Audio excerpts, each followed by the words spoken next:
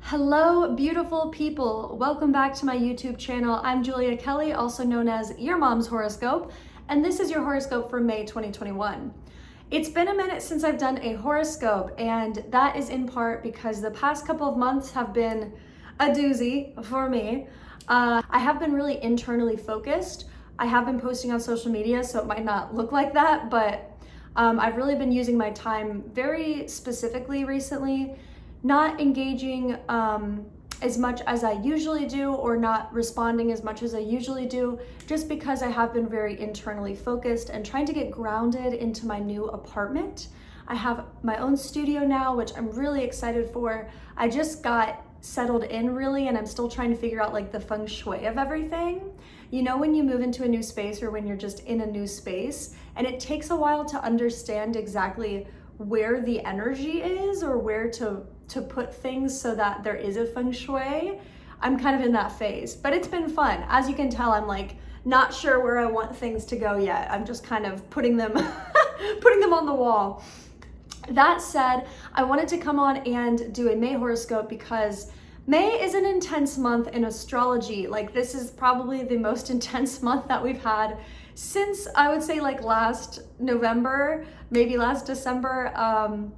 And that doesn't mean that anything needs to be feared. That doesn't mean that anything bad is gonna happen. It just means that there's a lot going on. And I think for many people, this is actually gonna be a good thing because things have been quite slow. I think they have started to speed up in Aries season, as I've talked about, but definitely Gemini season coming around the corner is going to be when everything really speeds up. And that is because in May, here's everything we have going on. Take a seat. Get your inhaler. Just kidding. In May, we have a new moon in Taurus on the 11th, which I'm excited for. I think this is going to be a grounding moon to kind of totally cleanse us from the Scorpio full moon, which was like really intense not too long ago. I'm still feeling that. That said, we also have Jupiter entering Pisces right after that on May 13th. Jupiter's been in Aquarius since December, which hasn't been that long. It's gonna go into Pisces for a couple months and then it's gonna go retrograde back into Aquarius. But it does enter Pisces this month, which is gonna be a major shift for everyone, but definitely going to be a shift from this air energy to this water energy. So there's a lot to expect starting in May and going through June to July, but things are gonna start speeding up. I'm gonna talk about how this is affecting each sign, don't worry. That said, we also have, I'm not done. We also have a lunar eclipse at the end of the month in Sagittarius. And this is the first real eclipse season kicking off in 2021, but we have had eclipses already in Gemini and Sagittarius.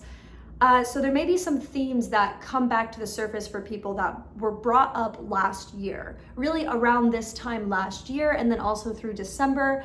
And so really this May, I think, is going to be a time where people are coming to terms with things and starting to initiate other things. Now, that's very broad. I'm going to get into this again for each sign, but again, I'm not done. We also have a Mercury retrograde. Mercury retrograde at the end of the month. And this is our second Mercury retrograde of the year. We had one in Aquarius, as y'all probably remember. This is our second Mercury retrograde in an air sign. All of the retrogrades, Mercury retrogrades, are in air signs this year. There's a lot of emphasis around the air energy, ideas, communication, what we're taking in, what we're giving out. And that's going to really be brought to the surface for this Mercury retrograde. This is going to be a time where every sign, everyone is going to want to really pay attention to what information you're receiving and believing. Are you taking everything in as the full truth, or are you taking measures to do your due diligence and make sure that what you're taking in is actually what is correct for you, or just that it's accurate or true? So that said, we have a lot going on this month. Something else I wanted to just talk about quickly in this horoscope is that, so everything's like opening up now. People are getting vaccinated. We love to see it. At the same time, from an astrological perspective, we have Mercury going retrograde, we have eclipse season, and we have Jupiter and Saturn also all going retrograde over the next couple of months, or they will be retrograde for the next couple of months. This means that we're gonna have Jupiter and Saturn retrograde during this summer, as we're expecting for everything to be open and all these like festivals and everyone's like celebrating. I'm not here to be like the Capricorn, to be the Debbie Downer of like, don't go celebrate, you know, whatever. I'm not giving a major warning. I'm just gonna throw this out there that retrogrades are really a time for reviewing and reflecting and going more like backwards than forward. And so just again, astrologically looking at the next couple of months, we have eclipses and retrogrades. Oh my, I'm just saying, not everything that we're expecting to happen right now with society opening up again, and like, if you're expecting things to just kind of be open to the world and people are interacting the same way that we've been used to, I just want to give a little notice that it might not play out the way that we're all expecting. So again, I'm not here to say that like anything bad's gonna happen, anything major, or that you're not gonna be able to go see your friends after getting vaccinated. No, like I think that's all already happening. But I will say that with these retrogrades and eclipses, there's gonna be unexpected events. There's gonna be unexpected things this summer. And I wanna also frame this in a way, in a personal way, because this is very collective. I think we're gonna see some collective things happen, probably some surprises, could be some information about the vaccines coming out that are making them maybe more transparent than they are now, or just letting us know of some of the maybe effects that they're having. Again, I'm not trying to scare anyone or say anything. That's not what I'm putting out here at all. Just trying to say that there's likely going to be some more information that we don't have yet. So be aware that not everything is like set in stone right now. We're coming out of a major pandemic that many of us have never gone through anything like this before. So I think it's probably common sense in a way to just know that some things might not go as planned. That if you're planning a trip right now, if you're planning like to go to a festival, just know that some things might not be as you expect. And some of this also might just be that like you go to a festival, but maybe there's still a mask mandate, and maybe there's still like social separation and stuff going on, social distancing. So it may just be that our experiences that we want to be very heightened and like kind of this celebratory social event after this pandemic, that might not be what we really experience this summer. It might be something closer to trying to like fit into jeans that are like a size too small. So it's like they work and they maybe even like look good, but you're uncomfortable and all you really want to do is take the jeans off and like get in your underwear, right? So that's my analogy for the day. I think all I want to say with this is that this summer we have a lot of astrological things going on that I think are going to reveal things to us on a societal level. And because of this, on a personal level, these events can, where they show up in your chart is going to matter. But for many people with all these retrogrades, with the eclipses, retrogrades and eclipses are really indicative of unexpected events, things that you just don't plan for. So if you are making a lot of plans right now, just be aware that it may not all go as planned. Okay? That's all I want to say. That's all I want to say. Again, not trying to scare anyone, just trying to put that out there. But that said, let's get into these horoscopes. Going in the zodiac order, starting with Aries and going to Pisces. Taurus and Gemini, you're like next. So I was going to start with you guys, but you'll come right up. Okay. And fast forward to see what you want to see. And as always, you can watch this for your rising sign, your sun, your moon, really any personal placement, but I definitely recommend starting with your rising and your sun. Okay, so starting out with Aries. Aries, you guys have a lot of things that are shifting under the surface this month. I do want to say that with Jupiter moving from your 11th house in Aquarius to your 12th house in Pisces, with Jupiter in the 12th house is about endings. It's about becoming comfortable with things that are shifting. And some Aries placements, I am sensing that some of you are going to really feel like you need to hold on to something right now. And that is a lot to do with the fact that the 12th house can be a little bit mysterious to a fault, where we can't see everything clearly. We like can feel that something's changing, but we don't really know what to do about it. The recommendation that I have for Aries placements this May is to focus on your immediate environment. Focus on your home space. Mars in Cancer is in your 4th house of home and family. And if you are going through changes with your home, changes with your living situation, your roommate situation, could be a relationship situation that deals with where you're living, just know that whatever is changing is here to help you get more aligned in your space. It's here to set you up so that you have the actual space around you to start a new chapter. Now, I can also sense that a lot of Aries placements might just be thinking about moving. With Mars in your 4th house, there's just an action around the home and around moving. And that said, Gemini season is totally lighting up your 3rd house of communication and logistics. And so a lot of Aries placements, you know, it does look like you might be moving this month. You might be thinking of a move. You might just be wondering if you are in the right space and with the right people as well. Here's what I'll say for you guys. There's a lot of power in communication this month. Now, you do want to be aware of what you're taking in and if you're believing everything that's coming in. And you might second guess if something is coming in as an intuition or if something is coming in as just pure information. Meaning, don't feel like you have to respond or react to everything that comes in right away. Some of the things that come in for you this month, and I mean this like something that you hear at work, something that someone tells you, something you read about, something that a friend says to you. Anything that you're receiving this month, you don't have to respond to it right away. And I say that because Mercury is going to be in shadow period and it will be going retrograde at the end of the month, which means that some things might be confused and some things might honestly be a little bit of a misinformation as well. So some Aries placements might feel called to reach out to someone, have a conversation. I recommend that. I think if you do need to have a conversation, go ahead and do it. Some of you might receive information. Unexpected text as well are definitely a possibility May through June for Aries placements.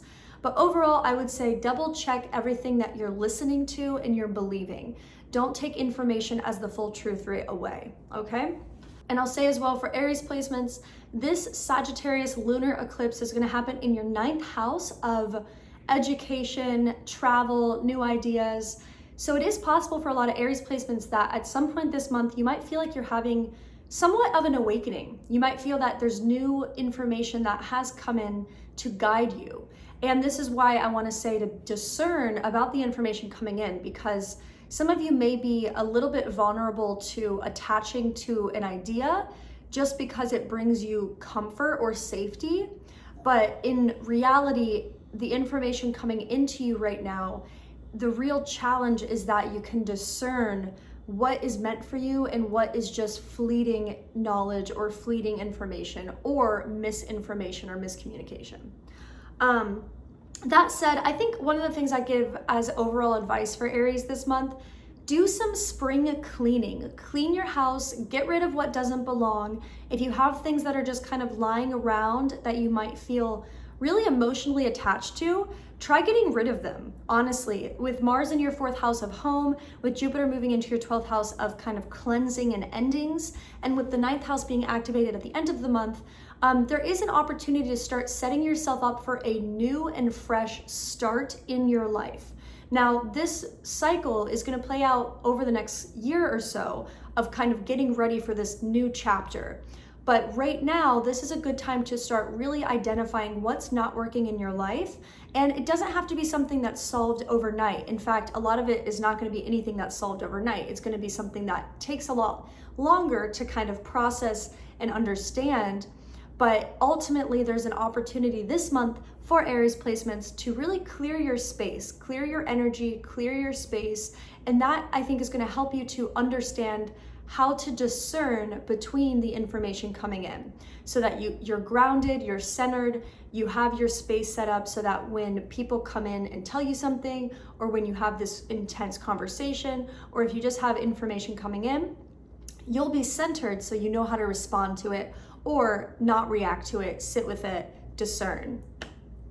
Okay, Aries, so I'm just gonna do a tarot pull now and see if there's any message for you about these situations. And I can tell intuitively that some of you are kind of feeling like maybe a little bit confused or chaotic of where to put your attention right now. We have a new moon in Taurus on May 11th. This is going to be in your second house, and with the sun still in your second house, there is a focus on your own stability and your own money. If some of you have been waiting for some money to come in, you might see that come in for you over the next week or so, over the next couple of weeks. At the same time, there is an emphasis on making sure you're taking care of your resources and not indulging where you don't need to, or not overspending just to kind of like feel something, just to feel something. And I don't mean that as like a jab to Aries. I just want to tell you that there is an opportunity for a new income this month. At the same time, a lot of the focus is on your space, your resources. So just be mindful of what you're spending, where it's going, and what you're saving up for as well. This can be a good time for saving money, for putting some money away. Okay, so Aries, the Eight of Cups is coming out first. This is showing me that a lot of you are thinking about what you want to do and trying to make a decision. I feel like some of you are getting an intuition that you're trying to ignore because people outside of you are discounting your intuition in a way. Like maybe some of you are like saying that, I'll use this kind of pandemic situation as an example here. Some of you might be feeling like you don't really know if you're ready to go out and make a bunch of plans or go do a bunch of things. I mean, you're Aries placement, so you probably want to, and like you probably are anyway, but some of you might just be feeling like, oh, maybe you're gonna like not go do this thing, or maybe you're gonna just take a step back before you make any other plans. But outside of you, people might be like, no, just do it. Let's just go do it. Let's plan it. I just want to say for Aries placements, listen to your intuition. It looks like some of you are also trying to make a kind of a deep or internal space for yourself to do some reflection. And if you do have the chance to really go in and do some personal reflection, I think it's going to help you to understand why you might be unhappy in a certain area of your life right now. Okay, so let's see what else we have. Anything else here for Aries? So Aries, we have the Seven of Swords reversed and the Nine of Cups. So I feel like this is actually showing up quite differently for some different people watching this. For some of you, I'm sensing that something you've been needing to get off of your chest, or something that someone else has been needing to get off their chest, will play out this month. So again, that kind of goes back to the unexpected information. Some of you might receive like information that you just weren't ready for, like someone confessing something, admitting something, or just acknowledging something about like you or about your past. For others, there is a sense of like, you need to get something off your chest. You need to admit something, or you need to tell someone something. I say this all as it leads up to this Nine of Cups, which the Nine of Cups is the wish card. This is a happy place to be. We want to be in the Nine of Cups. This is like emotional fulfillment. So what I'm seeing is that some of you, if you do feel like you need to have a conversation with someone, you need to be honest with yourself about something, you need to tell someone something, or you're waiting for someone to tell you something, whatever happens here, it is leading you towards this Nine of Cups. It's leading you to more emotional fulfillment. So kind of coming back to this Eight of Cups, which of course is, leads up to the Nine of Cups, some of you might just really be needing to do some internal reflection about what you're being honest about. Are you being honest with yourself about things? Are you being dishonest with yourself? Are you hiding something from yourself?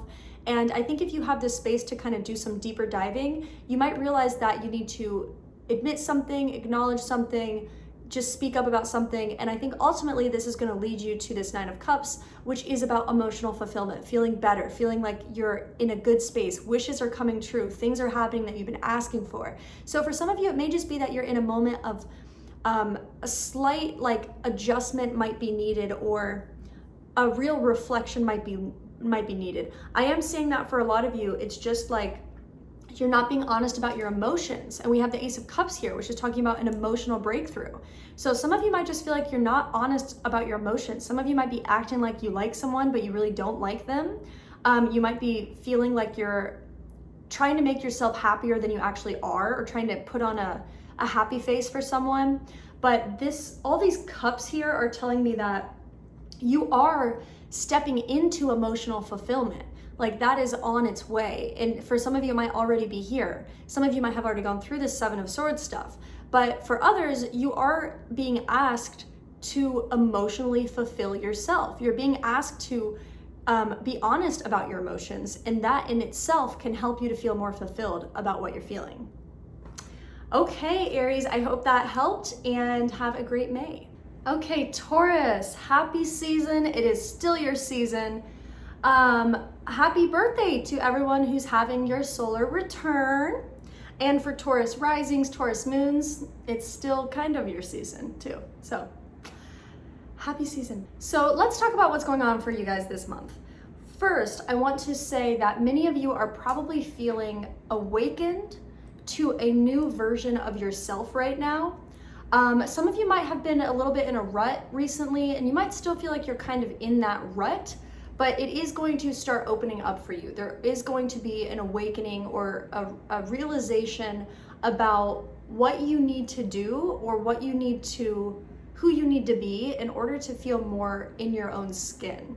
And now that's a lot to say, but there's a lot of things that are shifting for Taurus this year, and a lot of things that have needed to change. And a lot of it has to do with your confidence in yourself, how you feel about yourself, if you feel comfortable essentially just being who you are, and if you can be who you are around the people who are surrounding you.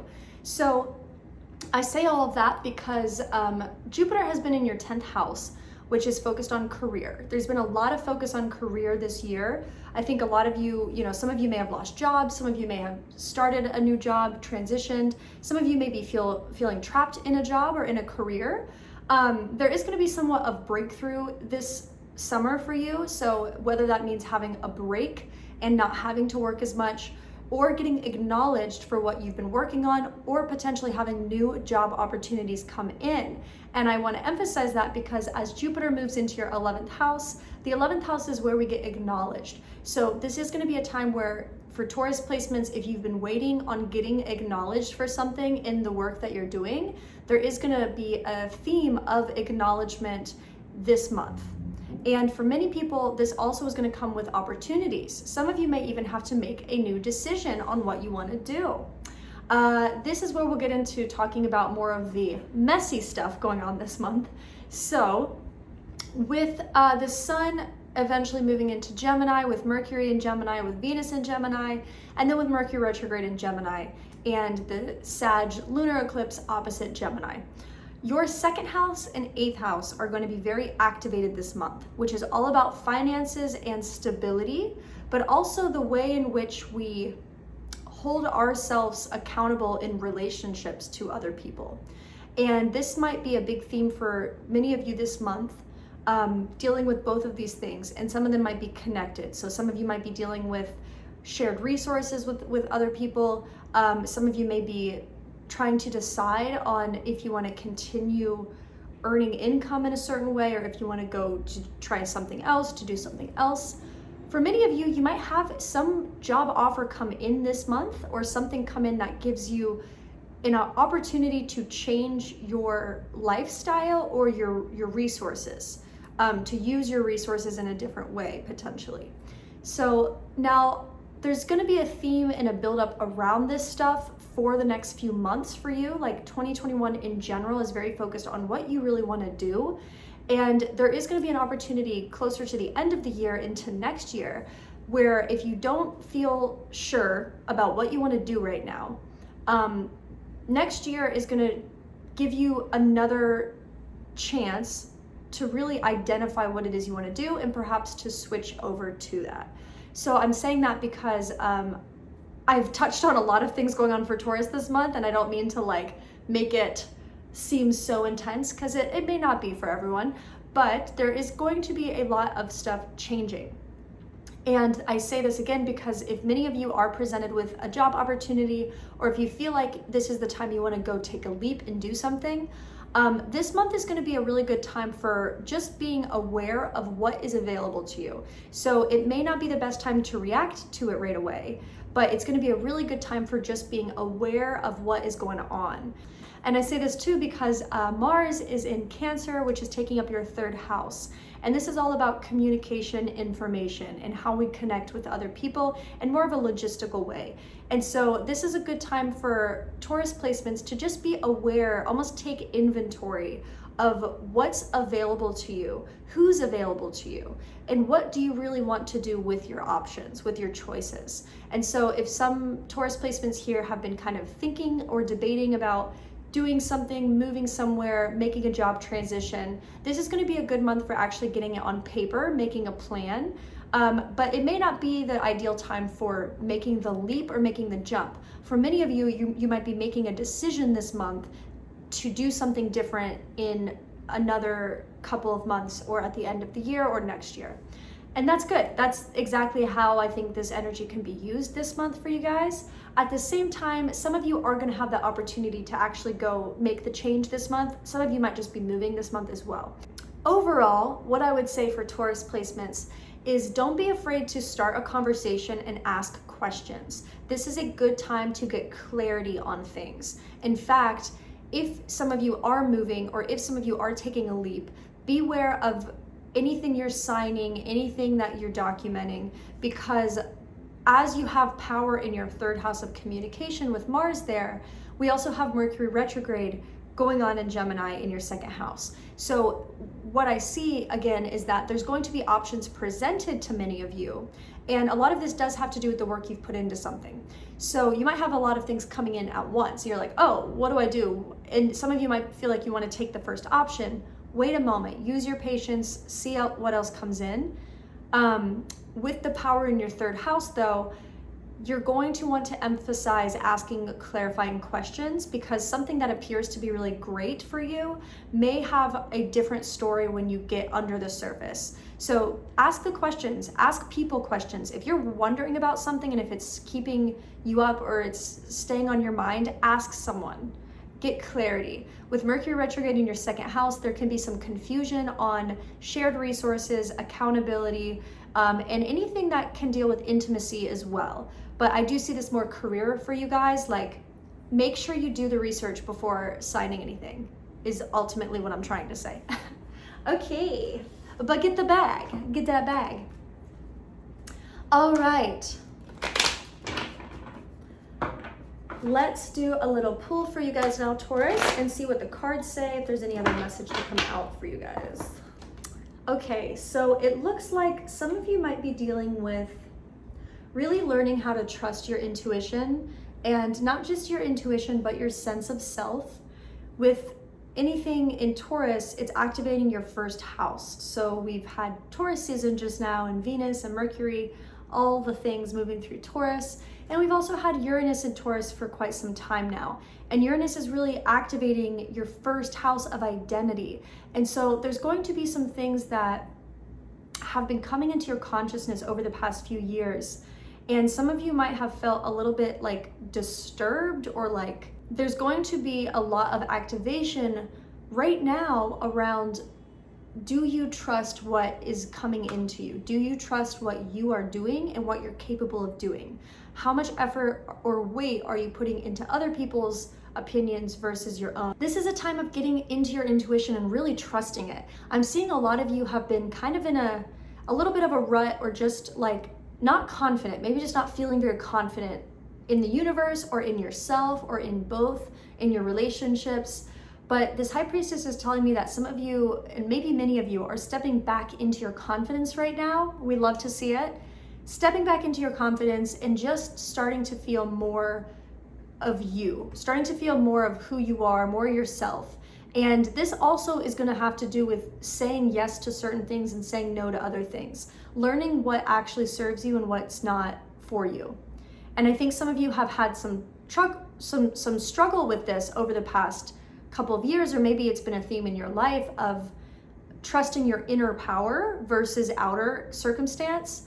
but I see a lot of you right now are stepping into that inner power and you are listening to it, and it's going to reward you. It's going to reward you. We have the Ace of Pentacles that was coming out with this, and it was crossing it. And so this shows me that feel like your financial situation is outside of you, but you might be learning through your finances that it's actually all internal. Like when you're internally aligned, your financial situation is okay, or you're stable, or that you are able to manifest what you want, what you need. So this is something I see as shifting for you guys this month. Like you're learning how to really identify what is right for you and to call that into your life, and also to like not be too focused on money too. I see some of you are also just like, you don't want to be that focused on money. You don't want to have to put all of your emotional energy into your finances. You want it to just kind of flow. And I think that there is a flow coming. If some of you have already reached that, then this is a time when you're actually kind of stepping beyond that now. You're moving beyond your finances to start almost bringing that energy of flow into other areas of your life.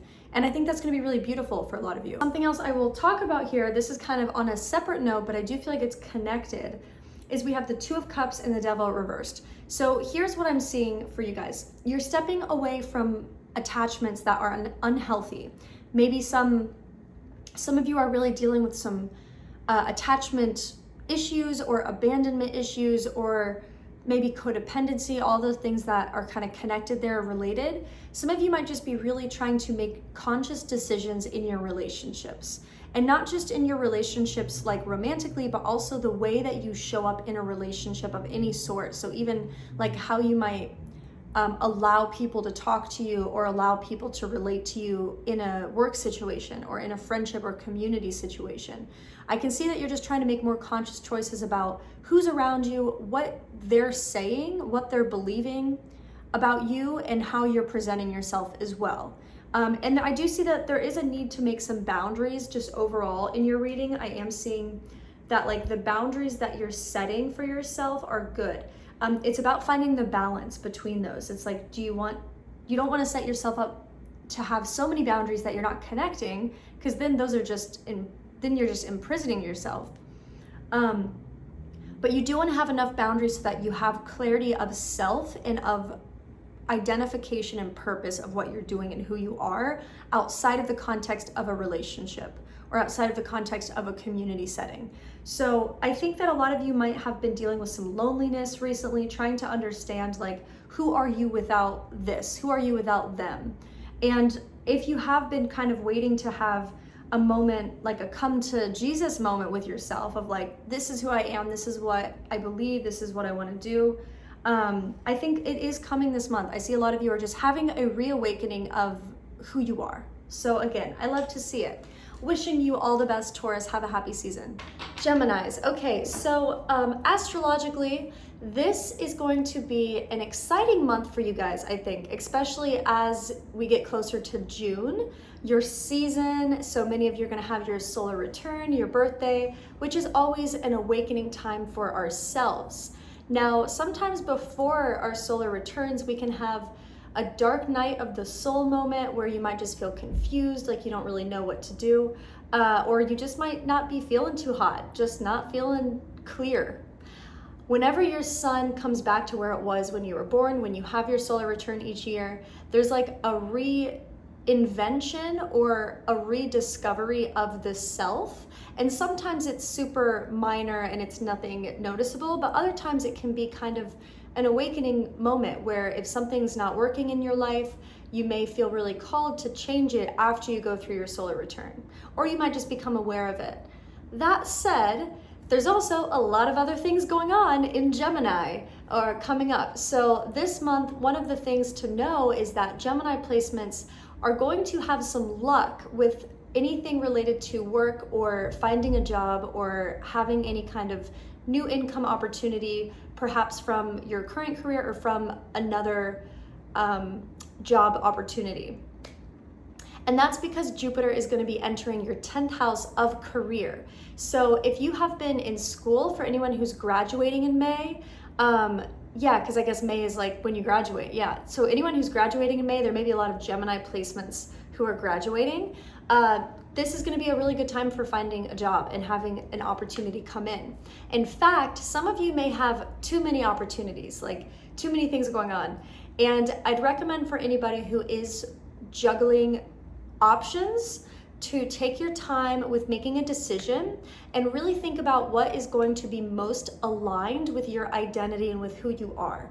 Because we have Gemini season coming up, but more specifically because we have Mercury retrograde in Gemini at the end of the month, this can be a time where things might feel a little bit more frantic than they usually do, or there might just be a sense of like timing and not knowing if you're going to run out of time, not knowing if you have enough time. And so I would say for anyone who is trying to solidify something, Mars is going to be in your second house of income opportunity. So there can be some luck when it comes to having a new career opportunity that is bringing you some money, bringing you a new paycheck. So that's good. So anyone who's looking for that, there's definitely opportunity for that this month. At the same time, because again, we have retrograde and then we also have this eclipse, which I'll talk about in a moment. The retrograde in Gemini is going to affect you guys, obviously. If you're a natal Mercury retrograde in Gemini, or just a natal Mercury retrograde, honestly, or a Mercury retrograde in an air sign, this might be not so bad. You might be like, oh, this is an invigorating time. You're feeling alive, feeling yourself. Other people are going to experience probably a frustration from this retrograde. Misinformation, again, is the theme of this Mercury retrograde. Misinformation. So just pay attention to the information that you're being given and the information that you're choosing to listen to. And if you find yourself trying to make a decision between a few different options, give yourself a little bit of time to make that decision. And for anyone who is trying to make a big career decision, like saying yes to a job or not knowing which job to choose, try to spend some time really by yourself in a place that makes you feel inspired or most like yourself, like your true self. So maybe go in nature or do something wherever you feel like your true self.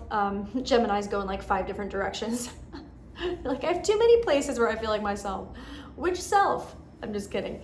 Some of you might really feel called to go to nature right now, to just kind of recharge. But the other thing I want to talk about is that there's a big theme for you guys around relationships this month. With there being a South Node in Sagittarius, this is a time where some of you might really be going through relationship issues. And it doesn't necessarily mean that anything is destined to end or that anything isn't going to work out. But some of you might really just be feuding with the person that you're dating or with your partner. For those of you who are single, this is going to be a time of releasing past relationships and attachments. If you're a Gemini placement who maybe has been feeling a bit nostalgic, reconnecting with some people and maybe thinking like, what do you want to be doing next? And who do you want to be in your community? Who do you want to be in your circle? Some Gemini placements, if that resonates, you might have a familiar presence of someone this month. Someone may come back into your life, or you might just be thinking about someone. You might even have some dreams about someone. In fact, you have Taurus still in your 12th house for Gemini risings, but just the 12th house to Gemini, which means that there's likely going to be some dreams that give you information, or you might just be having some weird dreams as well right now. Again, you're building up for your solar return. So anything that is being shed away from you, anything that is not working for you right now, or anyone who's just not in your life like they used to be, this is more of a moment for reflection. But I will say that a lot of you are going to feel inspired to really go forward with something, to put something out there, to trust something, that something is going to work. June is going to be a very good time for pushing something into existence that you've been waiting to get out of you, specifically for Geminis. At the same time, because we have these retrogrades, there is going to be a need to double check everything and not rush it. Like, don't put something out there just to get it out there, just to say you did it. Really take your time. There's a need to discern between what is going to be satisfactory to you and your needs and your creativity and your emotions, all the stuff, versus what is going to satisfy the status quo or impress someone.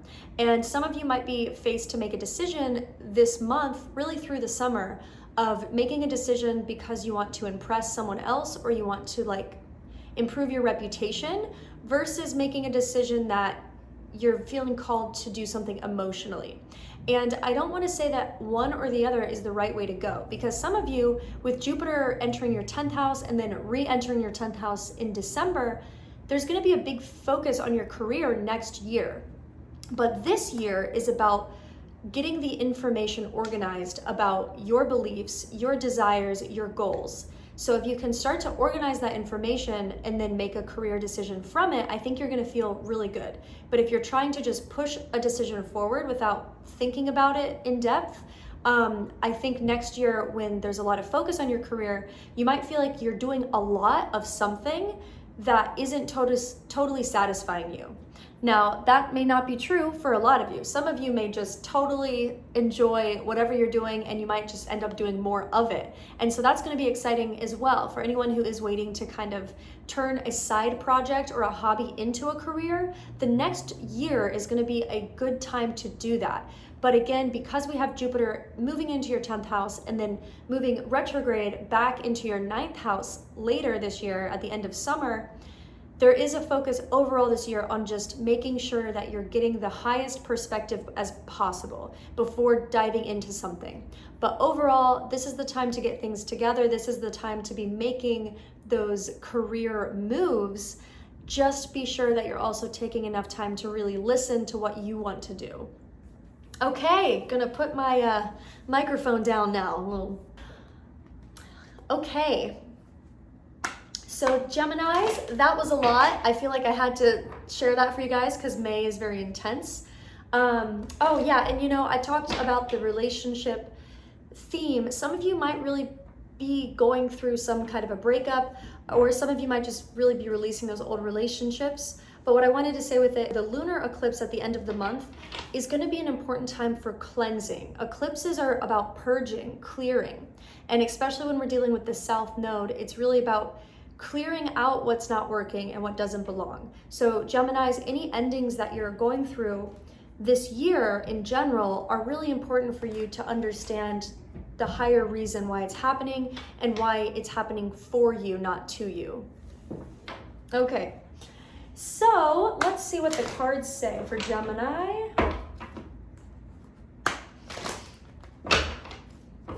Again, this is Sun, Moon, Rising, all this stuff.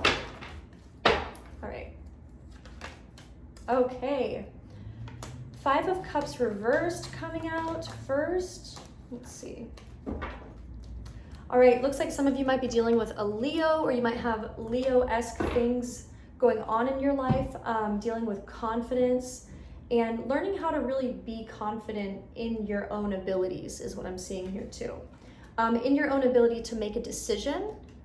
And at the same time, what might be stopping you from feeling confident is that this 5 of Cups is showing me that some of you are just not sure of yourself. You're just not sure what you want to do.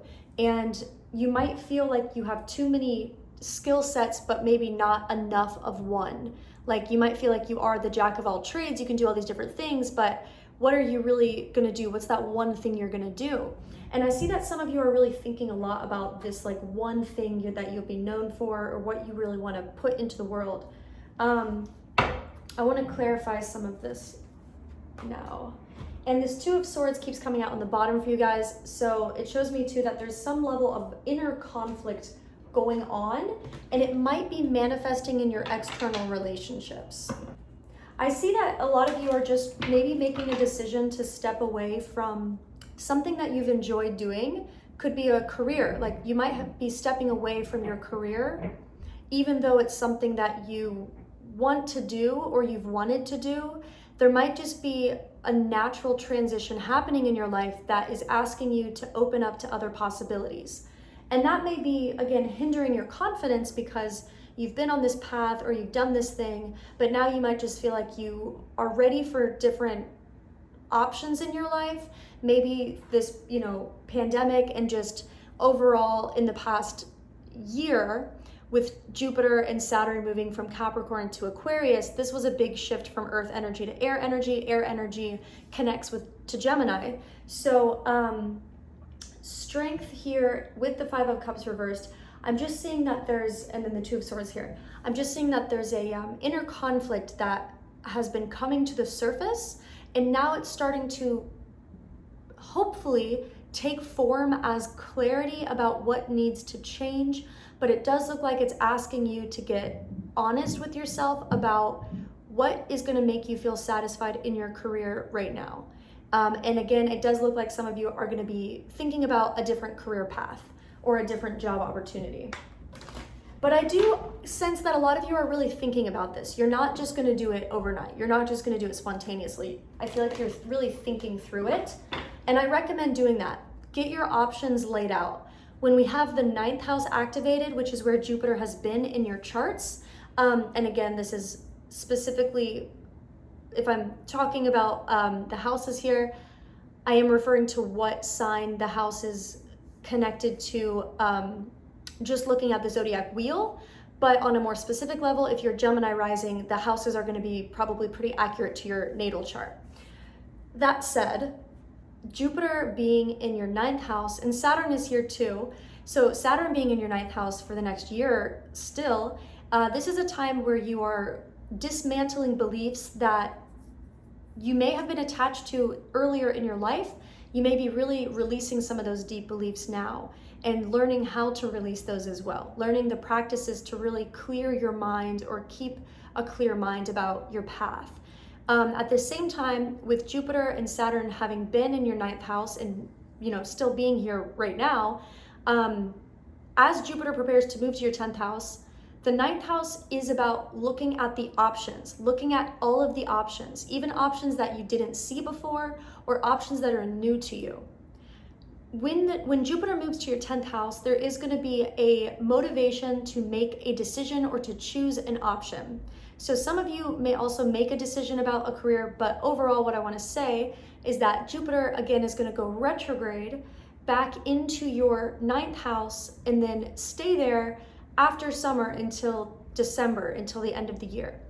So next year, there's going to be much more of a focus on your career, which is why, again, I want to just reiterate that Geminis, if you're feeling like you have to make a quick decision or that there's going to only be this one chance or you're going to miss it, I don't think that's going to be the case. I think that if you give yourself time to just look at the options and wait, you might actually be better off.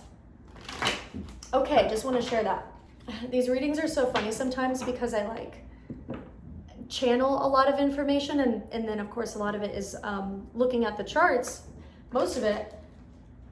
But sometimes I also just feel called to like say certain things. And with Geminis, I feel like there's like a million things that I could say because you guys have so many, so many thoughts, so many things going on. Okay, let's see. Anything else to clarify this situation? Anything that might be positive for Geminis or an opportunity for Geminis in May? Let's see. Anything that's going to open up to you guys. All right, lots of stuff coming out. Okay, the Hermit came out. So this is showing me that some of you might really need your own space. Excuse the LA sirens there. Okay, so the Hermit here is showing me that some of you might really need your own space right now, and you might not have it. This could even be something that you're really dreaming about or something that you're really putting out there as a goal, as a manifestation, is to have your own space. But I am seeing that for some of you, it's just like a pretty simple thing, like you just need to take some time to yourself. Can you do that, Geminis? I know you can. So the Tower and the Seven of Wands are the other clarifying cards coming out. Don't freak out. The message that I'm getting with this for you guys is that there is change happening and change is coming.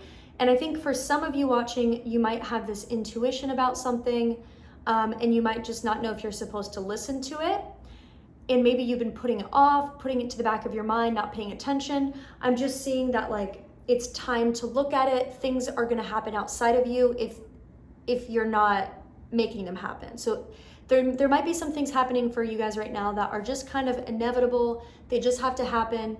But what I also see is that there's a real sense of holding your ground or standing your ground, holding onto your boundaries, being strong through this. Because I'm also seeing that some of you like might want to retreat and totally kind of go into this zone of being alone or not having to be bothered by people, but it looks like you might not have the option to do that right now. Or some of you, it's just like, what's going to help you more is to be strong where you are and to really take your past lessons and the strength that you've gained at earlier times of your life and use it right now as a tool. You know, don't think just because you have to be really strong, that means that things are bad or that something is working against you, but rather that your strength is a tool to be used.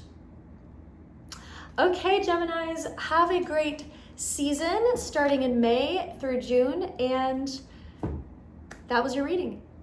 Okay, Cancers, hello, this is your May reading. Cancers, I'm excited about May for you. I'm excited, and again, this goes for rising, sun, moon, etc. Mainly those three.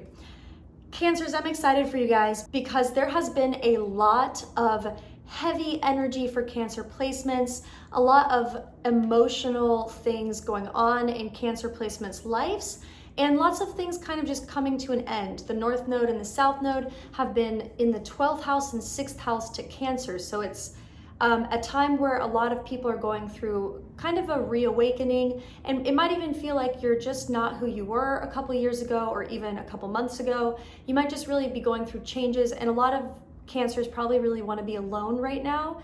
You're probably looking for some deeper messages, some deeper truth about life. You might just not feel satisfied by things on the surface right now. And that said, I'm excited about May because May is going to bring in some really fresh and cleansing energy for Cancer placements. You guys have needed this. So Taurus season has activated your 11th house of community and friendships and acknowledgement. At the same time, this is where we're going to have a new moon in Taurus on May 11th. So this new moon is going to be a time of meeting new people, making new connections, and for a lot of Cancer placements, maybe reevaluating how you show up in community and how you show up in friendships, the type of people you want around you. And some of you, I think, have been making these decisions recently, and this is a time where you're actually going to start implementing them, meaning that Cancer placements, if you have had some separation from friends or from people or from your past in a way, in order to meet new people or in order to open up your life to new people to come in, May is going to offer you the chance to do that. May is going to bring some people in.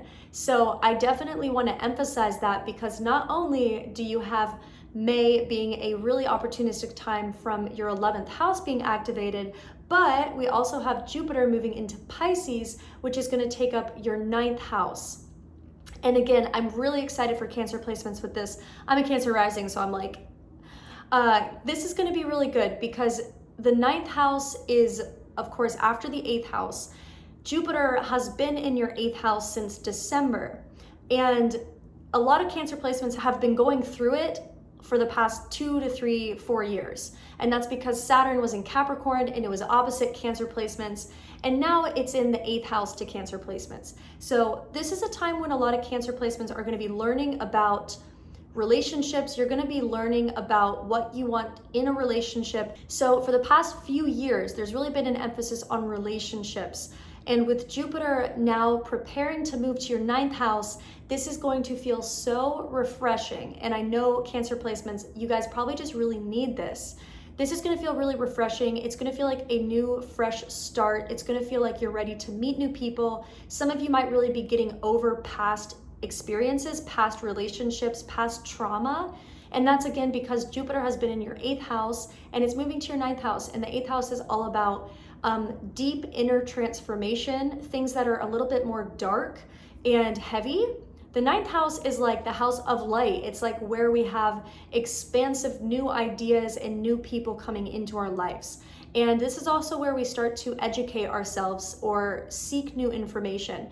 And so some Cancer placements might also be thinking about going back to school or going to school, or you might be in school right now and you might really start to become passionate about what you're studying. So this looks really good. And this is going to be an activated energy from May until July. Now, from really July, August until December, Jupiter is going to go back into Aquarius, so there's going to be another kind of chapter later this year where you might feel like you're still kind of clearing things out. Maybe you felt like you really got over something, and then you might notice that, oh, this person comes into your life just to show you that you actually have more to learn. We love those lessons. But I'm saying this because next year, and at the end of this year, when Jupiter goes back into Pisces, back into your 9th house again, this is then going to start another cycle for you in the 9th house, but that is going to take up all next year. And so next year is going to be a time of really having some rewards coming in or opportunities coming in, things that you didn't see coming. But overall, it's more about a spiritual awakening, a spiritual cleansing that is happening. And so I'm sharing all this for Cancer because if you felt like you've been in a hard place, May should bring you some light. It should bring you some opportunity and some joy. So hopefully you guys are getting that and embracing that this month. That said, there's one other thing I want to talk about, which is the eclipse that we are having at the end of the month. So the lunar eclipse in Sagittarius is going to happen in your 6th house of health. Now, health has been a theme for Cancers for the past year. And it's not just your physical health, but it's your mental health. It's how are you doing in here? And this is going to be illuminated this month. So if you feel like you have not been taking care of your health, if you feel like you need to do something for your health, you're gonna really wanna do that this month. And some of you might have to do that. With Mars being in your 1st house, and for Cancer risings, Mars crossing your ascendant, this is a time where you're going to start being activated to go do things, get things done, set things up, finish things. Anything you've been putting off or you haven't had the energy to do, you're probably going to have that energy burst this month, which is good. At the same time, because this eclipse is happening in your 6th house, many of you are going to need to really focus on your health. And so where some of you might have this energy burst that comes from Mars being in your 1st house, at the same time, you don't want to burn yourself out. You don't want to overdo it, because you're probably going to notice that what you're doing outside of your like fitness and wellness routine, even if that just means drinking water and going to bed, whatever you're doing outside of that, so your work, your social life, everything else, you're probably going to realize that it's all going to be very connected right now. So if you go out and maybe hang out with someone and then you feel exhausted or you are not feeling too well, this might just be a time where you're noticing that things are very connected. So take care of your health, put your health first. And if you have an intuition about like staying in instead of going out, or if you have an intuition about like you just need to rest, you need to go to bed early, put that first. Pay attention to that. Do what you need to do. All right, so now let's see what the cards have to say. Let's see what is going on in here. Oh. So quite a lot of things going on for you Cancers. The overall theme here is the 4 of Cups. This is your center. I love this. This is talking about getting your emotions in check, getting your wellness in check. The 4 of Cups deals with emotional satisfaction in all areas of our life. So if you're feeling emotionally fulfilled in one area of your life, but not in another area, it's gonna show that it's all connected right now. And that's kind of what I was just saying. This 4 of Cups is really about emotional fulfillment.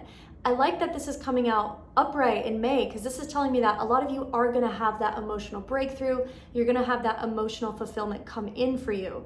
At the same time, we also have these other themes here, which specifically looking at what is surrounding this 4 of Cups. We have the Magician reversed and the Emperor. So what I'm sensing here is that some of you are just having trouble believing that you can actually receive what you're calling in. I would really recommend for anyone who's calling in a manifestation right now, but you just like don't think it's going to show up. I almost feel like you just need to be aware of what you're clouding your thoughts with. So if you're putting a manifestation out there, maybe you're doing a ritual or something, but then you're like expecting that it's not going to work. You're like not actually believing in it. It's probably not going to show up. And so I'm seeing that some of you might just be doing some work to manifest or to call something in or to just change things in your life. But it looks like at the same time, it's almost like you don't really want it, or you don't really want to call it in, or you're not believing that you can. But then we also have the Emperor on the other side of this card telling me that there's a lot of this has to do with power. who's in power. So some of you might be doing some reflection on your life right now, thinking about how your relationship with your parents or your parent or your guardian really shaped who you are. And you might be thinking about just your relationship with authority in general right now. Like, who do you trust? What do you believe? Who's going to be there to tell you what to do? Who's going to be there to acknowledge that you've done it? These things that might not be that obvious to us all the time might be a real focus for you right now. So you might just be thinking about, like, how has your life been impacted by early childhood experiences about power and responsibility and discipline. And the word discipline is what I'm really coming to here, because I see that the Emperor, for you guys, it's really talking about getting disciplined and making a schedule or making a routine, sticking to it, or just like getting things on paper and then doing what you write down, like doing what you say you're gonna do, essentially. Disciplining yourself, not saying yes to things that you don't wanna do because you wanna follow through with everything you say you're gonna do. This is something that I feel like has been a struggle for Cancer placements here, because the way that it came out was kind of slanted, but ultimately upright. And so I'm seeing that it's almost like this month might be a breakthrough in being able to discipline yourself, being able to do something that you need to do for yourself. So I love that. I hope that's the case for you guys. At the same time, you know, there is still a message here that it's like, don't be upset with the universe if you're expecting it to show up at your doorstep with what you've asked for, but you didn't even like check out. You didn't even check out with your cart. if you get what I'm saying. Like, some of you might just be expecting things to just fall in place, but it's like you didn't finish your transaction. You didn't totally connect to the universe or totally connect to God and have a conversation and open up to it, if that makes sense. So, and you know, I have no idea if that's the case for all of you, but some of you might just need to really go back in, think about what you're calling in, and think about if it's what you really want. And if it's not, if you don't really want it, then this would also be helpful to kind of communicate that to the universe. Like, I called this in, I don't think I really want it anymore. Instead, I want clarity. Instead, I want another option. And you might notice that that helps you to kind of get back into your energy as well, get back into your power. The last card here I want to talk about for Cancer is that the Star card is out here, and we also have the Knight of Wands. So this is telling me that some of you are initiating a new idea. You're putting something out into the world, something that seems like it seems like a really good project for you. It seems like a project that represents who you are. And it's also kind of putting you in like a focused energy, and maybe some of you have needed that. It's giving you something to get excited about again. Some of you might be dealing with a fire sign or with an air sign, or trying to kind of like talk through something. You might just be talking about your ideas, talking about your future with someone. But I am seeing that there's something this month that is going to be a green light to go ahead and to put your idea out there, to launch something or to try something, or to plan something. So I see that there is a lot of clarity coming in with this. So if you're waiting on that, continue doing whatever you can to be in this Four of Cups energy, which is like meditating, contemplating, resting, listening to your body, having conversations with your intuition. And ultimately, it looks like it's leading you to this star, to this alignment. Love it, love it. Okay, that was your reading, Cancers. Have a great May. Let's jump into your reading, Leo. I think that May is going to be a little surprising for you guys in a good way. I think it's going to be in a good way. I'm seeing that there's probably going to be some changes or a shift of focus. It's like if you've been really focused on maybe getting over something or healing something, it looks like you're going to be shifting your focus to other matters, and maybe to something related to your career or your ambitions or a project that you want to work on. Jupiter in the 8th house is dealing with deep inner transformation, and if you're familiar with the 8th house, you may know that things can be a little bit confusing when you're there. So some of you might be questioning some things at this time of your life, starting in May. And what I see is that if you've been having a belief about something in your life, maybe something that you thought you wanted to do, some of you might be pleasantly surprised by a shift of focus or a change in your ambitions.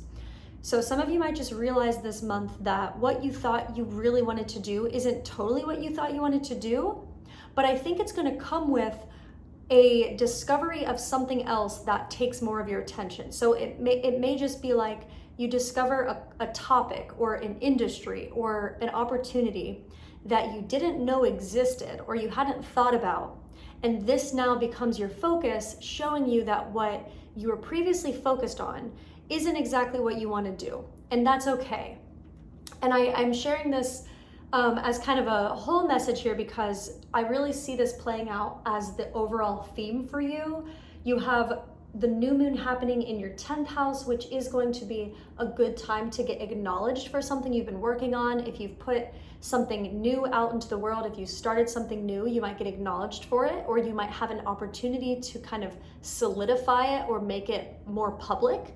At the same time, because Jupiter is going to be in your 8th house, this may feel more like a time where you might just feel a little bit overwhelmed having to be responsible to something you committed to, but maybe realizing that you didn't leave enough space to try something else or to just have free time. Furthermore, with Mars in your 12th house, next month is going to be a more awakening time for you to start implementing some of the changes that you might be thinking. This month is much more about getting clear on the projects you want to put your time into. And I do see that a lot of it is related to your career here. So a lot of it is like, what's worth your time, and is it actually that exciting? Like if you're doing a lot of things just to say that you're doing them, is it that exciting? And this is funny because it's kind of similar to Gemini's message. A real theme I'm seeing here is that it looks like there's going to be something new that you discover about yourself or about your interest or about your capacity right now. And it might make you go back on what you thought you wanted to do. It might make you reanalyze or review something. Some of you might just feel a little bit like you have to redo something, like maybe you submit something and it's not what you thought it was, or it doesn't get accepted or something, and then you have to redo it or resubmit it. But I'm seeing that any breaks or any like momentary confusion is here to help you bring in the right people to ultimately create your vision. So some of you, you might feel a little bit overwhelmed by what you're working on, but with all of the energy of Gemini this month moving through your 11th house of community, this is going to be a good time to reach out to people and ask for help if you need it. Ask for help if you need it. The lunar eclipse is going to be in your 5th house of romance, of sex, of creativity. So this is why I really think that overall the message I was giving you is that you might be giving up one pursuit right now in order to do something else. You might have to give up one thing that you've been doing in order to do something else. But the way that I really see this playing out for you guys is I think it's going to be pretty obvious what you want to do. I think it's just right now about discovering that thing, discovering it. And so some of you may just have not come across what you want to do yet. Some of you may just have not come across the perfect display of your creativity or the perfect way to work on a project or produce what you're trying to produce in the world. So that said, I think if many of you are relating to this, the opportunity this month is going to be getting some outside perspective, asking people to help when you need it, and overall realizing that you might not have the capacity to work on projects that don't fulfill you anymore or that take you away from what you're actually interested in. So I would say that's the overall message for you guys. All right, let's dive into the tarot portion of this and see what the cards have to say for Leo. Okay, Leos, so it looks like you guys are dealing with some disputes or some family matters, could be financial, but it is having to do with who's on your team and who's not on your team. We have the 3 of Pentacles here, the 10 of Cups, and the 5 of Wands reversed. And so these are showing me that there's something here that it looks like some of you might have decided to work on a project with someone or to work at a company or to start some kind of like program or to just go into something. And you might have had expectations for who you would get along with or who you would connect to, and you might have been trying to connect with certain people, but what I'm seeing is that there's a frustration here of like you haven't met the right people, you haven't connected to who you want to connect to. And furthermore, some of you are dealing with like actual conflict in a work situation or in a project, or it could be in your home life as well, could deal with family matters and again, financial matters. There could be like a third party coming into the situation that's been unexpected, who is here to kind of activate something. What I'm seeing is that someone might get under your skin this month. And again, it looks like it could be with work or with a project or with home or financial or family situations. Ultimately, what I'm getting from this is that whatever is being situated right now, like it has to get situated. So whatever conflict this is, it's here so that something will change, so that something can get rearranged. And overall, it's also asking you, who do you really want to be around? And I feel like this question always comes up for Leos. I feel like I always get this question for Leos and Libras. Who do you want to be around? Who's in your circle? Who's in your community?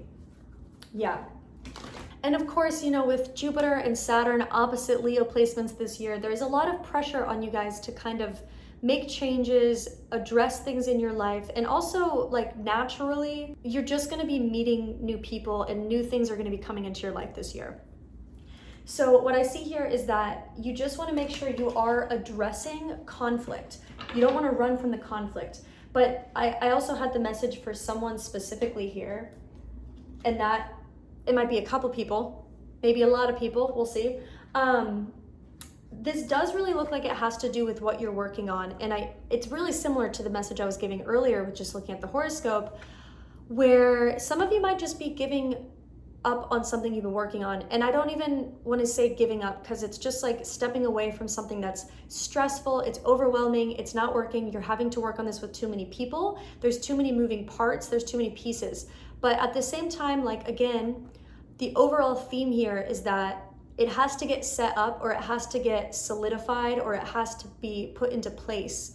So whatever conflict is here, whatever is happening right now that's asking you to step away from something or to handle conflict, it's here so that a real foundation can be set up for your work. And so that might have to do with a totally different situation, but any conflict that you do have to deal with, it's here so that you can really set up the right foundation for yourself. And anytime we're dealing with Saturn transits, it's all about our foundation.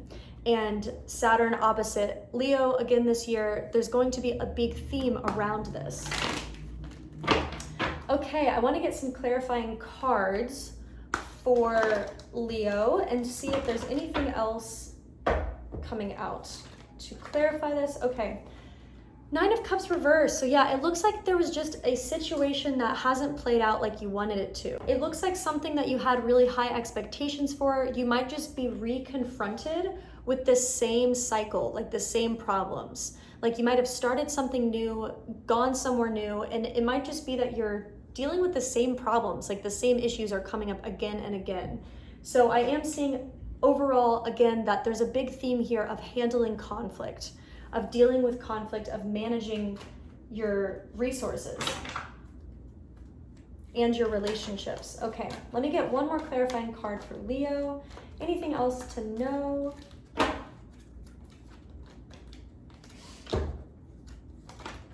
Okay, 7 of Cups is the final card here for you, Leo placements. This is telling me that all of this has to do with looking at all of your options and learning how to not be swayed by the first thing you see, the first shiny thing you see. Learning how to take time to really decide if something's healthy for you, decide if something's good for you. Look at all of the options, not just what you are emotionally feeling called to do. And I feel like Leo placements don't always go off of your emotions, but some of you can be very emotional, and so I don't think that's a bad thing at all.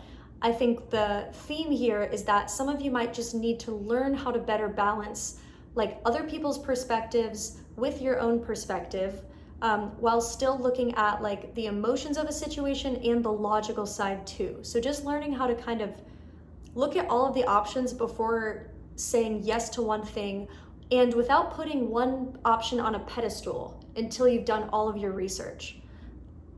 Okay, hopefully that makes sense for Leos. Overall, I'm getting that this month is really about becoming aware of what might need to be put on the side so that you can focus on what you really want to do. And what you really want to do might have more to do with what's best for you. It might have to do with what's healthiest for you, what's going to set you up for the future. With this emphasis in your 11th house this year, with the nodes being in your 11th house and in your 5th house, there is a focus on really moving toward your future in the best way possible. And so any changes that you're going through right now as we go into eclipse season, it is going to have to do with your future and with what's best. So just know that if you have to give up something right now, it is for the best. Some of you might have to give up a romance or give up a style of romance, the way that you're interacting with people, or give up expectations about a past romance, or give up a project or a creative project or something you previously committed to so that you can focus on that future. Okay, Leos, have a great May. Okay, Virgos, let's do your May reading. So I'm just gonna jump right into it and say that this month there are people coming in. Yes, new people. There are a lot of transits going on this month for you guys that probably involves someone new coming into your life, meeting someone new, or just really growing in relationships. For some people, this is going to be a bit challenging because, again, we're dealing with a retrograde, we're dealing with Jupiter moving signs, and we're dealing with a lunar eclipse. All of these are happening in areas of your chart that deal with other people and how you relate to other people and how you are seen, what your reputation is. So what I'm really seeing with this month is that May is probably going to be a time that tests some of your relationships because Jupiter is going to be moving opposite natal Virgo placements, especially if you have any Virgo placement in the first 10 degrees. But ultimately, this is going to be an expansive time with Jupiter here. So if some of you have been waiting to meet someone or waiting to maybe get closer or more connected to someone, or just to invite or bring new people into your life or spend more time socializing, a lot of you are going to feel called to do that this month. At the same time, your 10th house is also going to be highlighted. So your midheaven is going to be on blast, which means that there is going to be focus on your career as well, and also your home life. This Sagittarius lunar eclipse is going to be highlighting an area of your chart that is quite sensitive, that deals with home, family, and your living relations or your living situations. At the same time, with Gemini season highlighting the 10th house and the opposite side of the spectrum of home and work, this is probably going to be a month where some of you might really be trying to work on relationships in multiple areas of your life, such as with a roommate or with someone you live with family members, and also maybe with a romantic interest.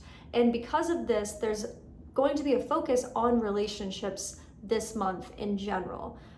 But I also want to say that because Mercury and Venus and the Sun are all going to be moving across the career portion of your chart, some of you might experience overwhelm or frustration with your career this month, specifically at the end of the month. Again, as Mercury is retrograde here, you might just have like miscommunications at work, emails not being sent, the usual retrograde stuff. Be sure to double check everything. At the same time, the lunar eclipse at the end of the month as well is happening in the family and home portion of your chart. And so for a lot of you, you are going to be balancing the work life and the home life, especially this month as you're trying to navigate some other things in your life that deal with a bigger picture of what you want to do. So this month, you're really going to be balancing or learning to balance your work life and your home life.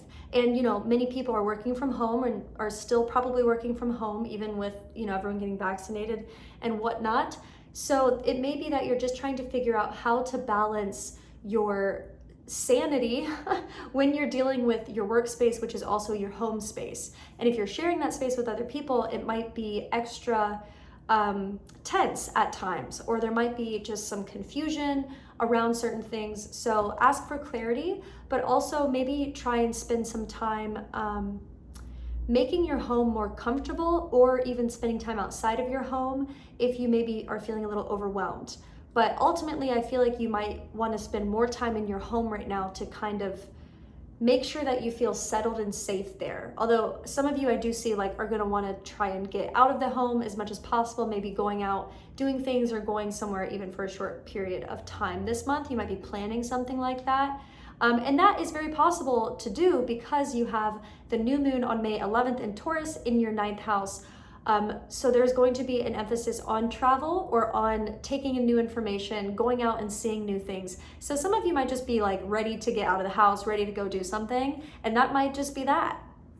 Okay, Virgo, let's go into the tarot portion of this. I feel like there's some messages that definitely want to come through for you guys, so let's see.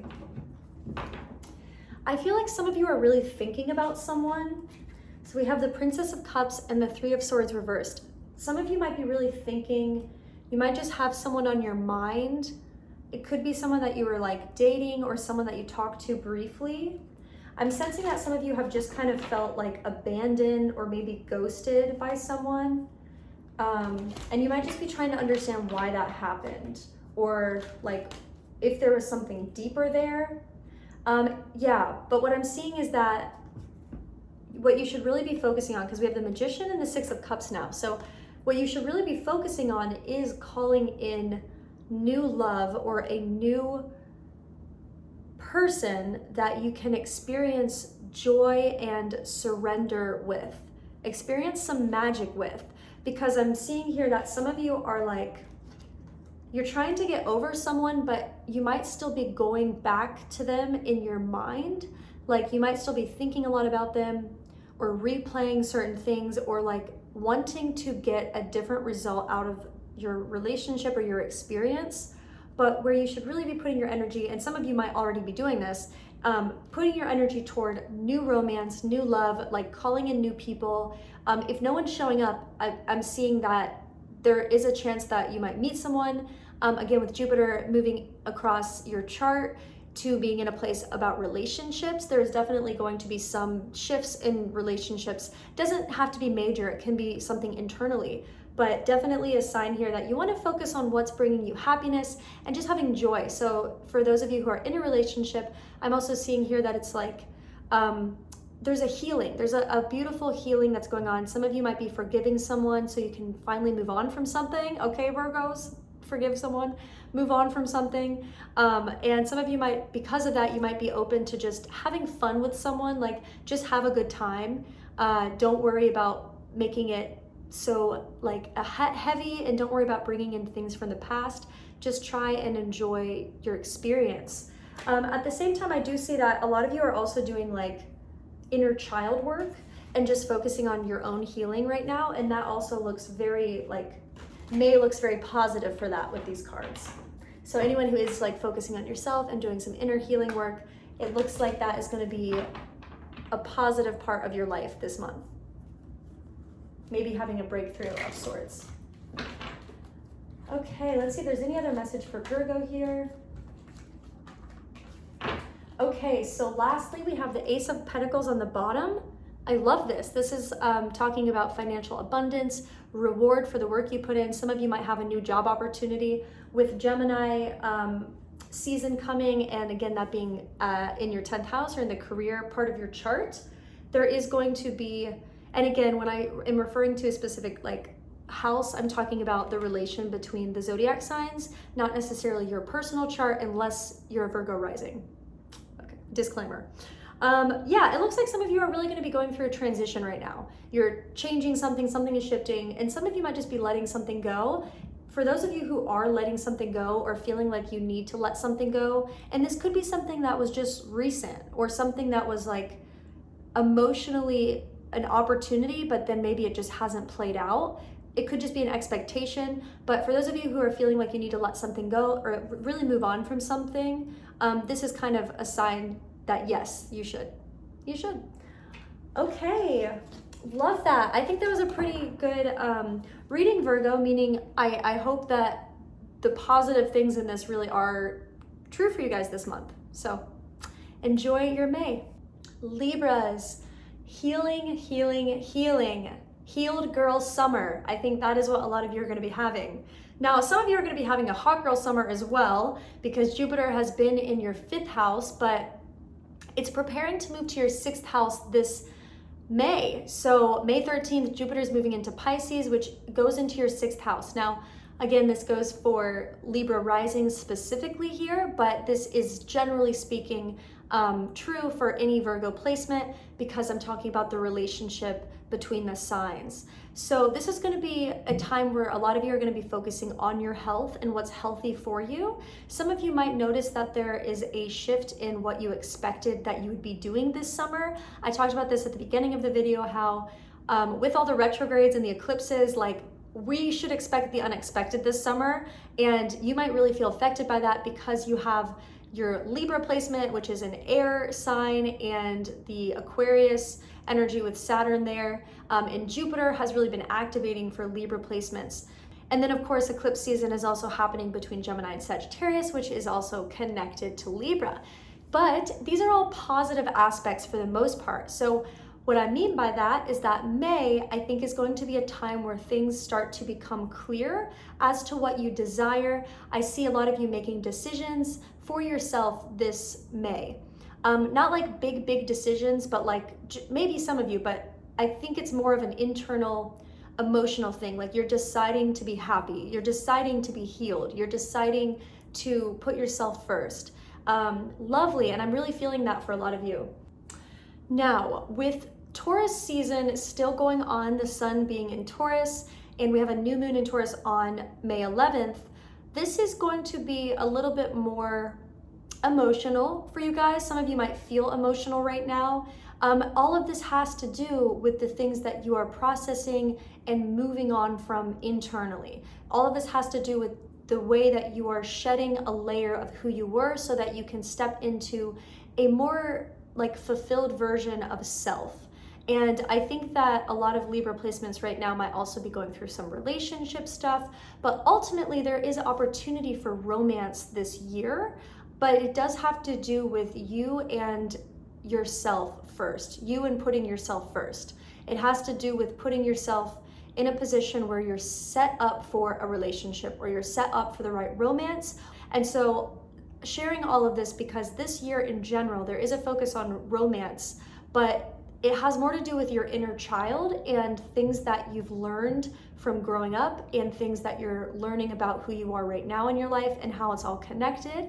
And this summer, you might learn that some romance that's around you right now or some romantic thoughts you're having perhaps have more to do with the healing that you're going through, the inner child healing, and less to do with an actual romantic relationship, if that makes sense. So hopefully that does make sense. I think a good thing for Libras to look at right now is like, where are you expressing yourself creatively? Do you have an outlet to express yourself, or are you expecting all of your emotional satisfaction to come out of one or two connections or relationships? So I think if Libras have an outlet right now, you might be feeling really creative. You might feel like you're ready to kind of turn something that you've been working on as a hobby into more of a career. And there could be an opportunity for you to do that. With Mars being in Cancer this month, there is an emphasis for you guys on career and what you're putting forward or what you're putting out there. So I do see a lot of Libra placements might be shifting your focus to really looking at your career or working on something, putting a project out, getting a project ready to go public. Or you might just be working on things creatively. I do see if some of you are working on like a really big project or something that extends beyond this year, then this summer is more about getting it ready for next year, getting it set up for next year. Yes, but there is a theme also this month on health, and again, I've mentioned the whole healing portion of it, but also you want to look at your physical health this month and make sure that you're taking care of yourself as well. There could be an opportunity for some of you to get some help with something related to your health. So that could mean having a friend help you with something that you have to do in your house so that you have more free time to relax or to enjoy yourself. Meaning like you're not gonna have to do everything alone unless you force yourself to. There's gonna be helping hands that are available, and if you don't see them, just give it a minute. Also, the Sagittarius lunar eclipse that is happening at the end of the month, this is going to be in your third house of communication. And again, for Libra risings, but also just in general, this is a communicative place. So some of you might have unexpected communication with someone this month. You might be waiting to have a conversation. I will say, I can see that some of you might really set high expectations for incoming information or something you're like talking about with someone. Try to not be too attached to the outcome of a conversation. Instead, just let yourself have the conversation. Okay, Libra, so we have the King of Cups and the High Priestess coming out first. Powerful. Some of you might be meeting a divine partner around this time, someone that's balancing you. I'm feeling that strongly for some of you, and it could be someone that's unexpected, like someone you don't know, someone who's just come into your life. They may appear as a friend or someone that's just like a colleague or something, but I see here that you're choosing to do things that have more integrity in many areas of your life, and it looks like you're trying to attract someone who also has that integrity that you do. And you might be dealing with that right now, of like learning what areas do you feel that you have integrity in your life, and in which areas do you feel like you maybe don't have that integrity. Because a lot of this, I'm seeing that it's like some of you are attracting people right now as a mirror for you. And for those of you who've really done some inner work, this could be a really beautiful time to meet someone. At the same time, I am seeing that some of you are focused more on yourself, on your own internal healing, but you're really thinking about the kind of person you want. And this can also have to do with a water sign or a water sign in your life. Overall, I'm seeing that there's a focus here, or an invitation to focus on something that is more humanitarian, something that is focusing on the greater good, or thinking about the ultimate picture of something versus just the details. There's like a refreshing energy here of like going back to your roots, going back to nature, going back to source, and starting from there, even if it means having to give up the way that you've been showing up thus far in your relationships or in a relationship. But there's definitely something here that wants you to just listen to your heart and be very kind and accept kindness from other people. Accept and expect kindness from other people. Yes, okay. And we also have the Six of Wands reversed here. So some of you might be also at the same time trying to rebuild your reputation a little bit, or you might feel like you just aren't being seen the way that you want to be seen, and there might be confusing things. With this eclipse season, it's all about miscommunication and misinformation. And I say miss because there's a theme with retrograde and with eclipse season in Gemini and Sagittarius of just the information straight up not being correct or being not true for you. Starting to understand how perspectives come into play on like social media, and how the things that we are saying may be interpreted very different based on who we're saying it to, and based on the circumstance. So I'm just seeing that some of you are really trying to think about what you actually want to be known for, what you want to put out into the world. I'm seeing that a lot of you might be putting stuff online and you're just thinking like it's not being received in the way that you want it to, which this is interesting because I'm like coming into my own reading for a minute because I'm a Libra moon, and I totally am connecting to this energy of like, you want to share things, but you're not totally sure which way to do so. And you want to make sure that you're doing it in a way that has that integrity. So I relate for anyone who is also resonating with this. But I am sensing that just generally speaking here, some of you might need to actually take action to course correct or really clarify what you stand for and what you're focusing on. And this might just help you to be more specific about the time you're investing into your like reputation or into your career, so that you don't have to think about it as much, so that you can just kind of like almost like have the pitch of who you are, like write your story a little bit better or a little bit more clear.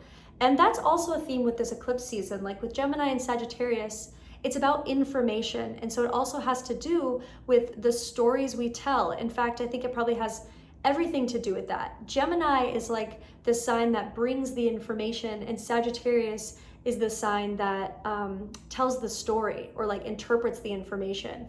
And so there's a theme right now too of like, what story do you choose? What story is yours? And are you able to tell that? Have you told that? Who do you need to tell that to? So yes, Libras, I'm sensing that a lot of you are just choosing to step into yourself. And this is interesting because one of my like stones is here. I don't even know why this is here actually, but it's a rose quartz. That this stone always like pops up out of nowhere. Do you guys have those like crystals that just pop up out of nowhere? You're like, where did that come from? Like don't see it for weeks and then it's there. Yeah, so this is definitely telling me that a lot of you are choosing to really love yourself.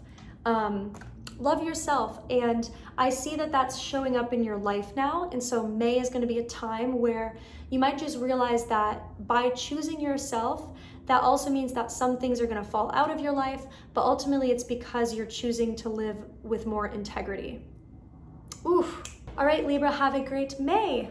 Scorpios, let's talk about what's going on for you guys in May. So I want to start talking about the fact that Jupiter is moving into Pisces and highlighting your 5th house of romance. And again, this is for specifically Scorpio risings, but it does apply to all Scorpio placements.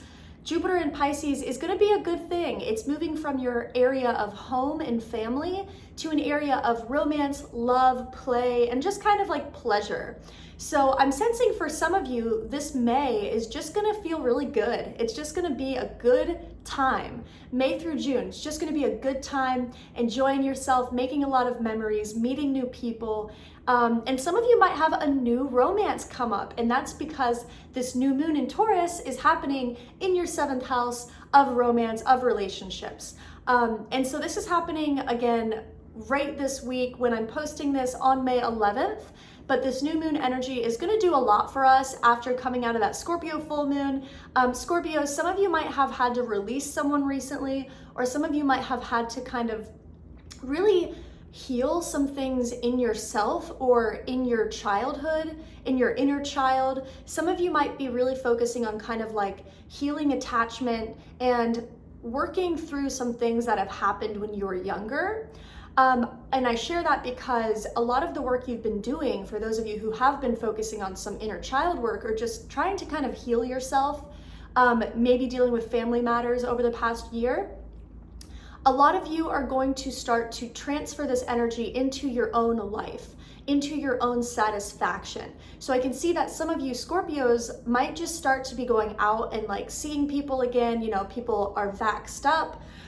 You might just start to see people again, connect with people. And I think you're gonna be feeling like you're a new person. I think you're gonna be feeling like you're in a new energy, like you're a new type of person, or you're presenting yourself as a different version of yourself in a good way. Like you're showing a different side of yourself. And I think it has a lot to do with the healing you've been doing. So for Scorpios, I really want to just say, enjoy yourself this month. Have a good time. Connect with people. Make your memories worthwhile. Like what you're spending your time doing.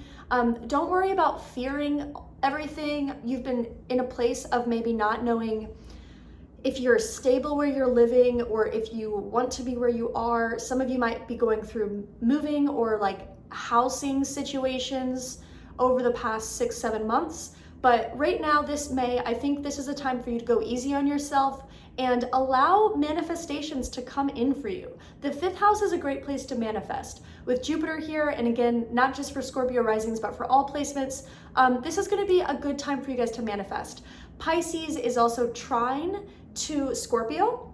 So for all Scorpio placements, Jupiter is going to be sending a nice wave, a nice signal, a bridge to your natal Scorpio placements. That's not going to totally be exact for all of Scorpio placements, only if you have Scorpio at the first like 10 degrees.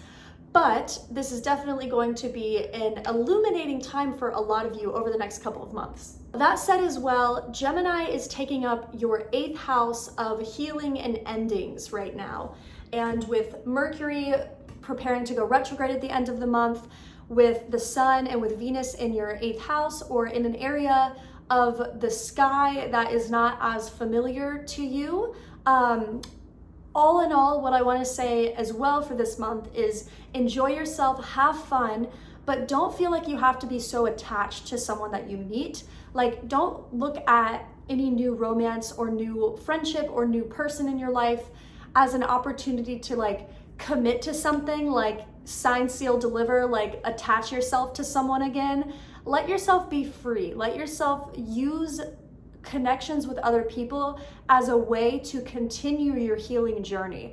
Not saying like use people to heal you, but use human interaction like oxytocin, serotonin, all those positive brain chemicals. Use those to help yourself as you're healing and as you're getting over things from your past.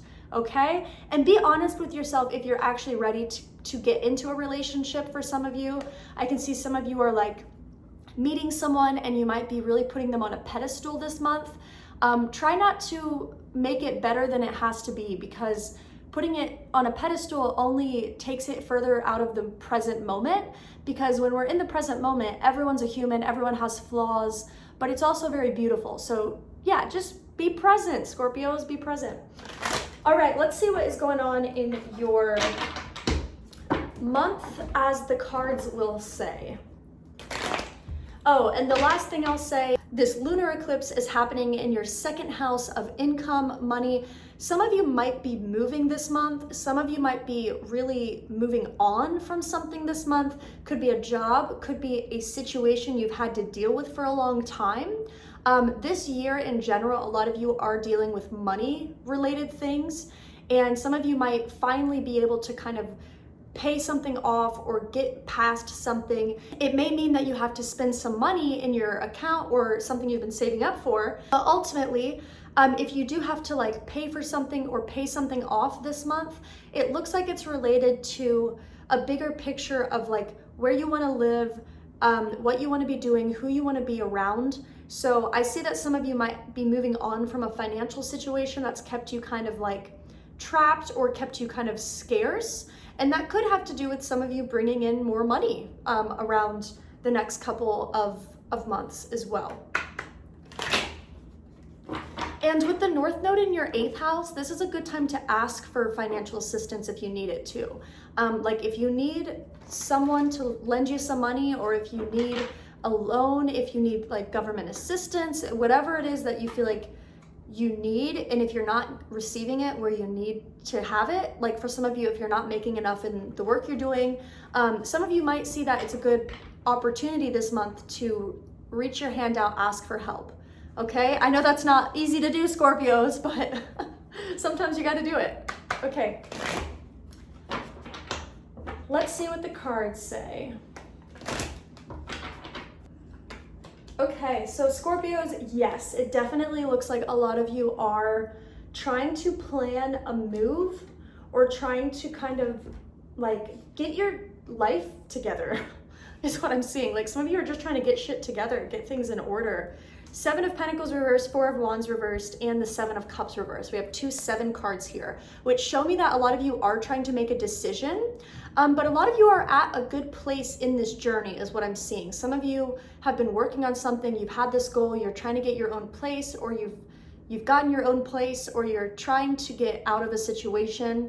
What I'm seeing here is that you're like so close to doing it. Some of you have already done it.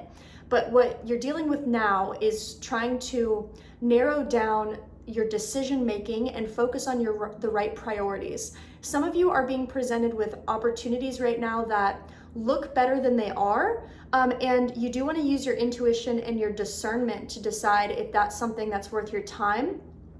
Some of you are being tested this month with similar situations that you've just gone through.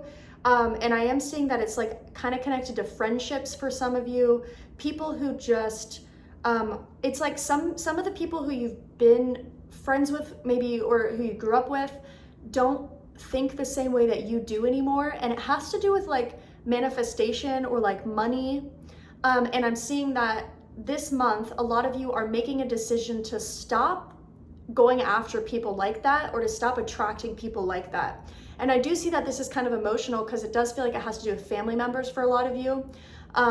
So it is kind of emotional because you're not trying to give up on anyone. You want to be there, you want to support people, but you also know that you need distance to be in your own like vibration, to have clarity so you can call in what you really want.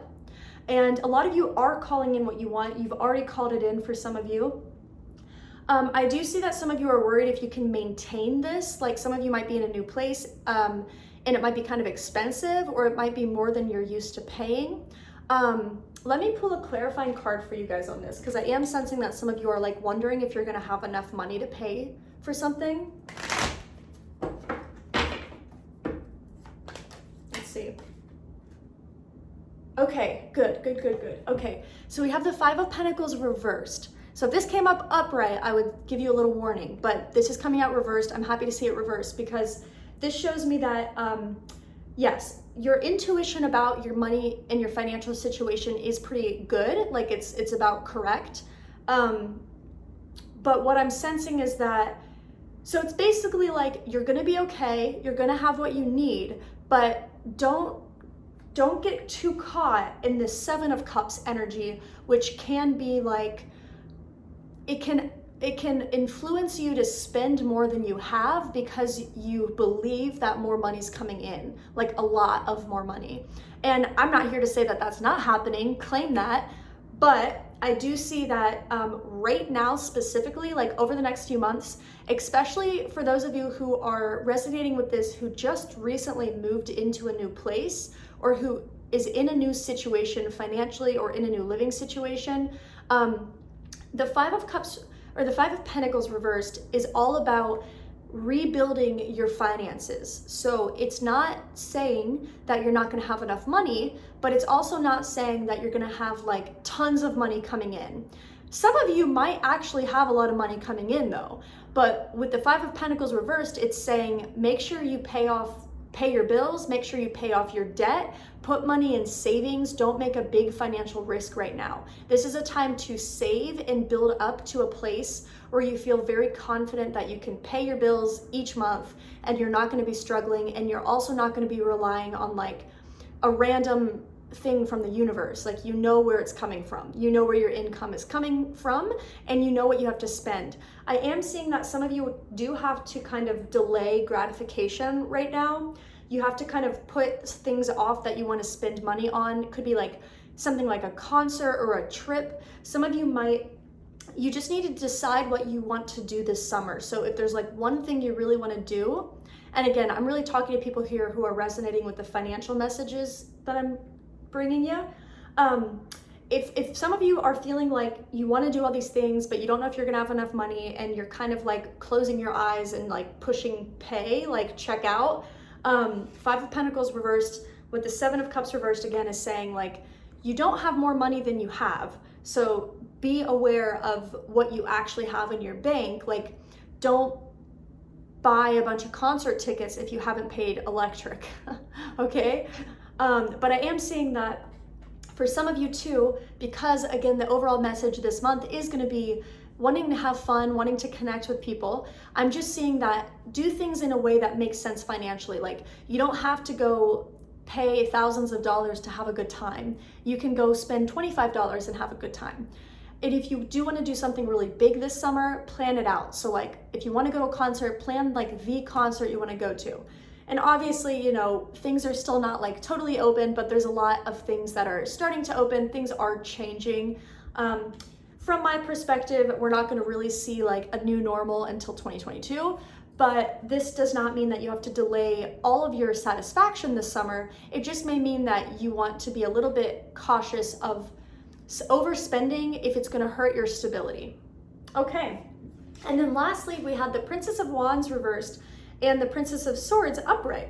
So I am seeing that some of you need to kind of take off the rose-colored glasses a little bit and just be honest about an experience that you've had. Some of you might need to say something to someone. It's like, I'm seeing this being a romantic situation for some of you. Like, someone else was like trying to paint a situation in a certain way, and you like were very influenced by them because you're romantically interested in them or you were involved with them.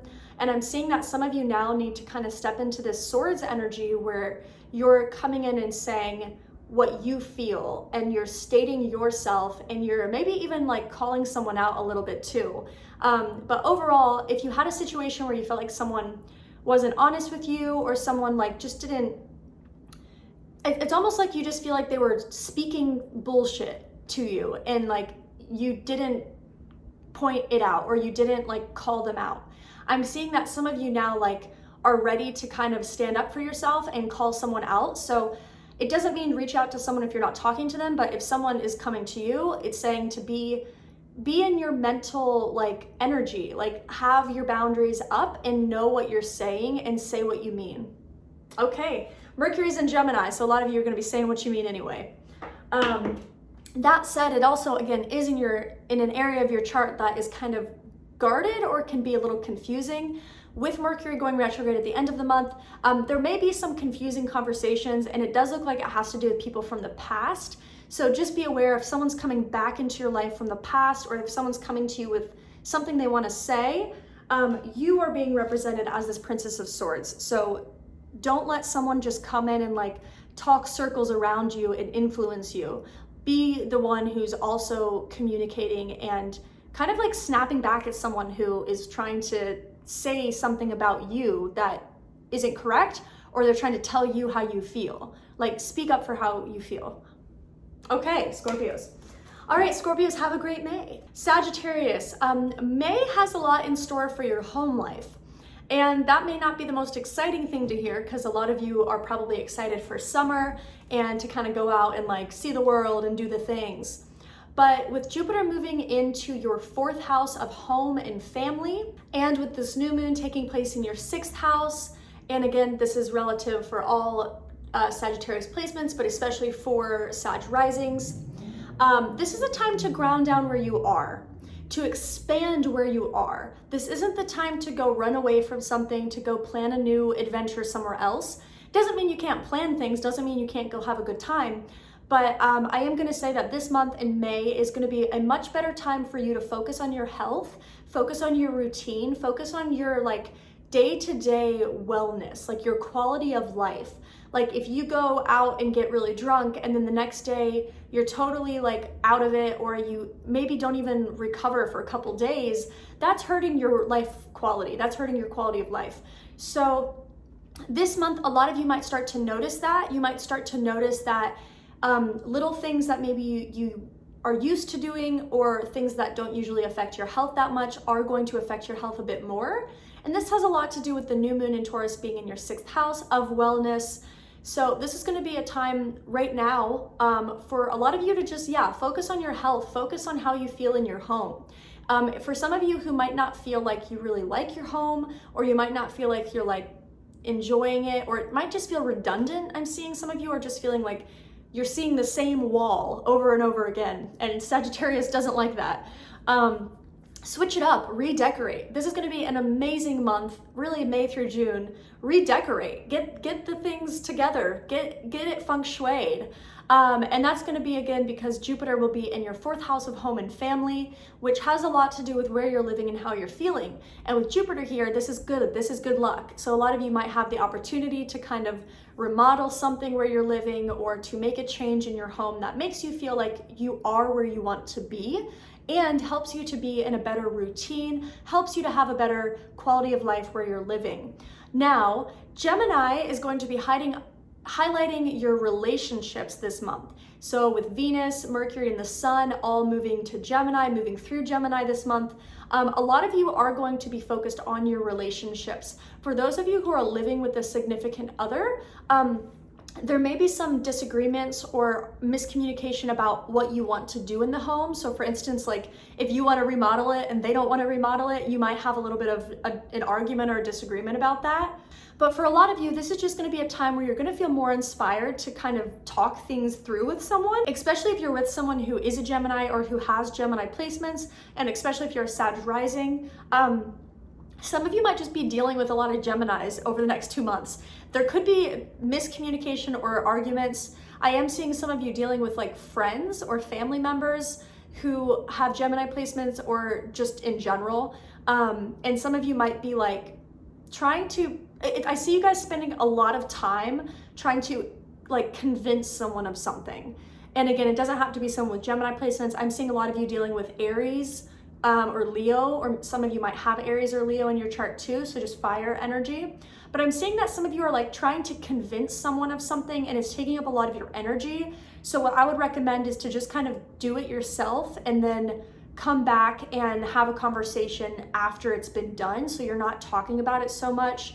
And that message right there, I think, is for a specific person or for a few people here. You'll know what I'm referring to if it resonates. But overall, with Jupiter in your 4th house, some of you might also be feeling called to connect with your family right now. You might want to go home. You might be feeling nostalgic about like where you grew up. Some of you might want to take a trip somewhere that makes you feel like you're at home. Some of you might want to spend time with your family. But just know that because Mercury will be retrograde at the end of the month, and because there's going to be a huge lunar eclipse in Sagittarius, which I'll talk about, not everything may be as it appears to be. So just beware of this month giving you information that causes more confusion in your life. At the same time, this is a great time for a lot of you to simplify or reduce the information that you're trying to make a decision on or you're trying to discern with.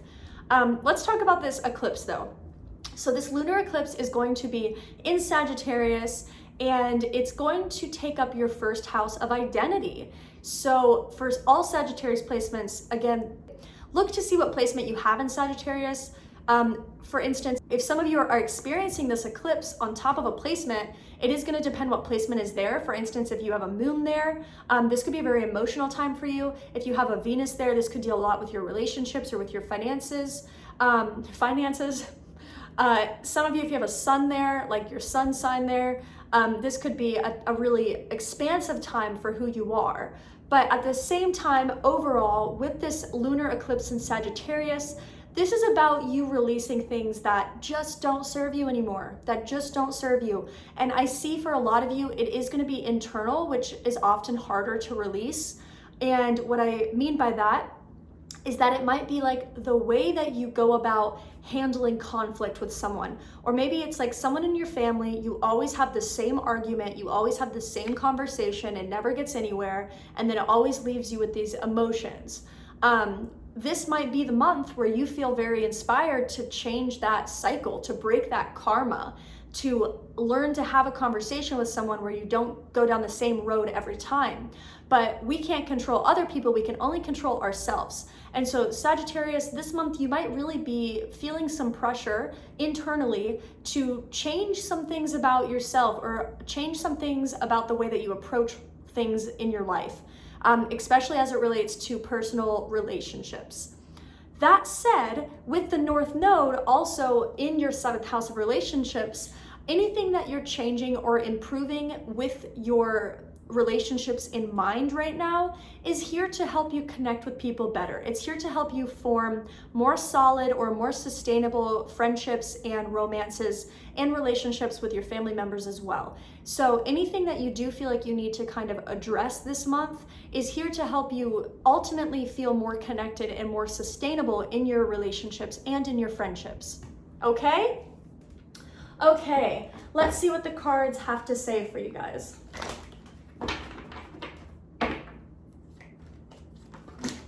Wow. Right, these cards just came flying out. We have the Lovers that just flew out of the deck for a lot of you. Now again, the North Node is in your 7th house, or it's in your area of relationships for all Sag placements.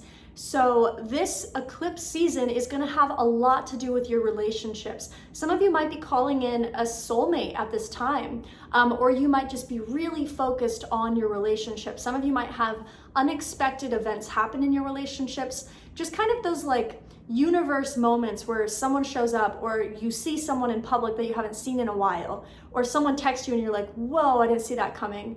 So I see that relationships is obviously a big theme for a lot of you right now. Let's see what else. Okay, it's so interesting for you guys. I have these cards like flying out. Okay, so then we have the 10 of Cups and the 3 of Pentacles reversed. Okay, So yeah, some of you are getting some closure, similar to what I just talked about home and family and learning your cycles, learning your patterns and trying to break some of those. A lot of you are going to have luck with this month. You're gonna have luck with breaking these cycles. But it is going to take some effort. Some of you are going to have a full circle moment this month. Something comes back around, something makes sense. If you've been dealing with a financial or a family issue for a long time, some of you might see this finally like play out, like it finally is completed. You don't have to worry about it anymore, but it does look like it's going to take some effort. You have to acknowledge what is going on. And this does have a lot to do with family for a lot of you too. Three of Pentacles reversed. Now, this is interesting. Some of you are making a decision about who you want to be in your close circle. And I sense that some of you you like this group of friends, but there's like one or two people who you don't like. And that, I think that's a specific message for some of you. And the message I'm getting overall with this situation is like, I feel like you're just spending a lot of time on the people that you don't like. I feel like you're spending a lot of time it's almost like you don't like these people, but you still want to be around them. Some of you are having an intuition about someone that you know not being there for you, or like someone that you think is like nice, could be someone you've met recently. Someone here does not have your best interest in mind is what I'm getting. And I feel like you know that. So I feel like you have an intuition about it. It looks like you might be trying to tell your partner about this, but they don't really see it, or they're just like, no, like they're cool. But some of you do need to kind of listen to your intuition on this and just control what you can. So even if other people don't see it, like you just need to distance yourself, or you need to kind of call the shots here a little bit.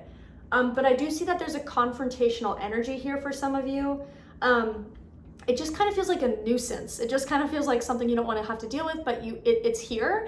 And it does feel like it's connected to all of this. Like it's connected to your relationships, your family, like these big cycles in your life that you've had to go through.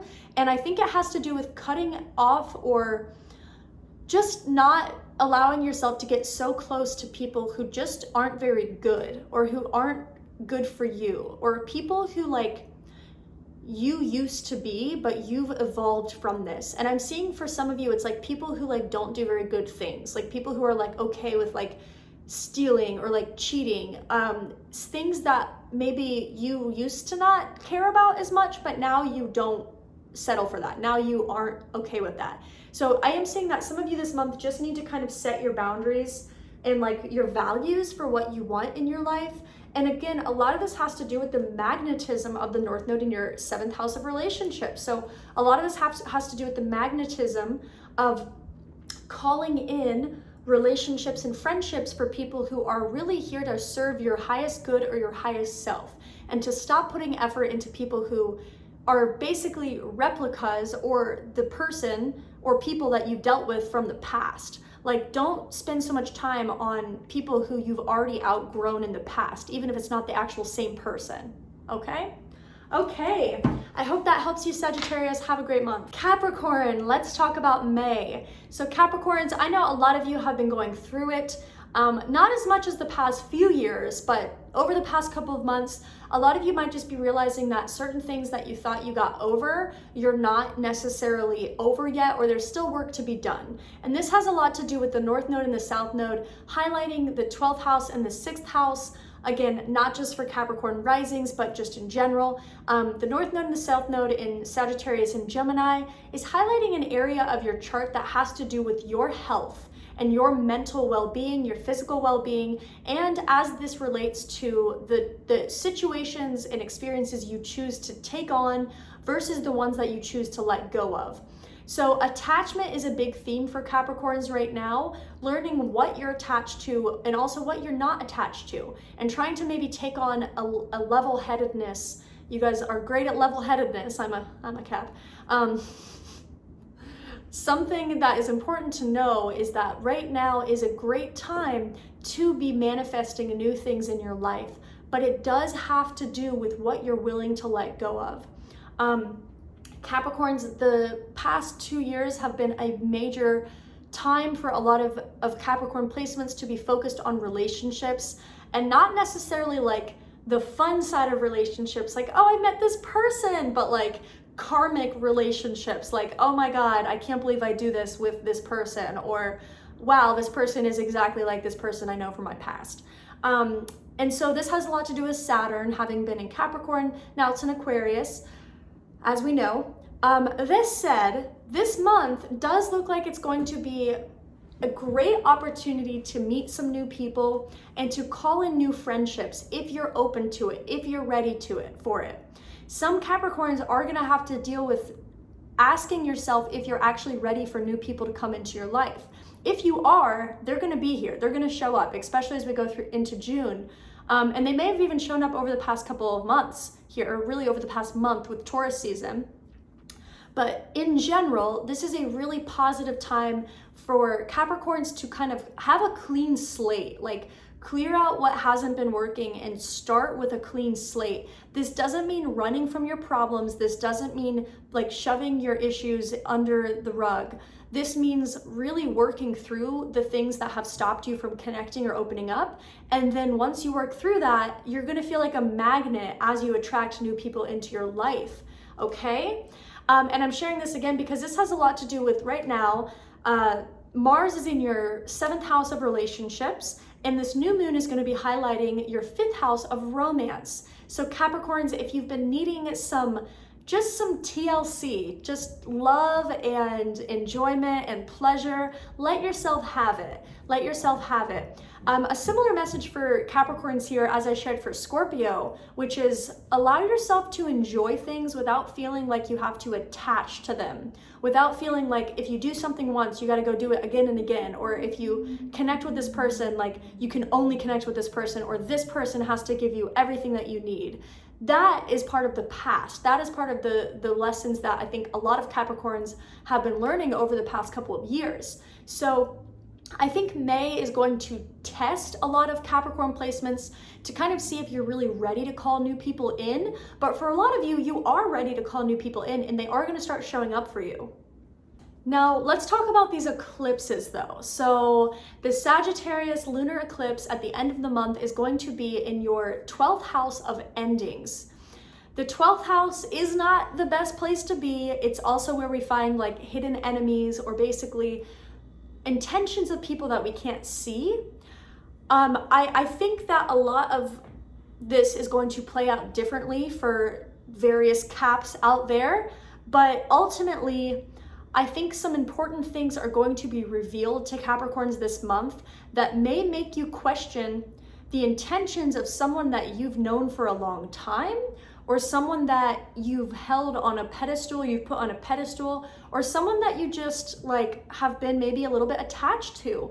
I think there's going to be some important things revealed to Capricorns this eclipse season, not necessarily just with this lunar eclipse, but also with the solar eclipse in Gemini that we have coming up later in June. So if you do feel like you are waiting to kind of almost like receive a message about something, it likely is going to come in May or June, but just be aware that it may not be exactly what you want. It may not be the message you want to hear, but it is going to be here to guide you on your path. It's going to be here to show you what you need to see.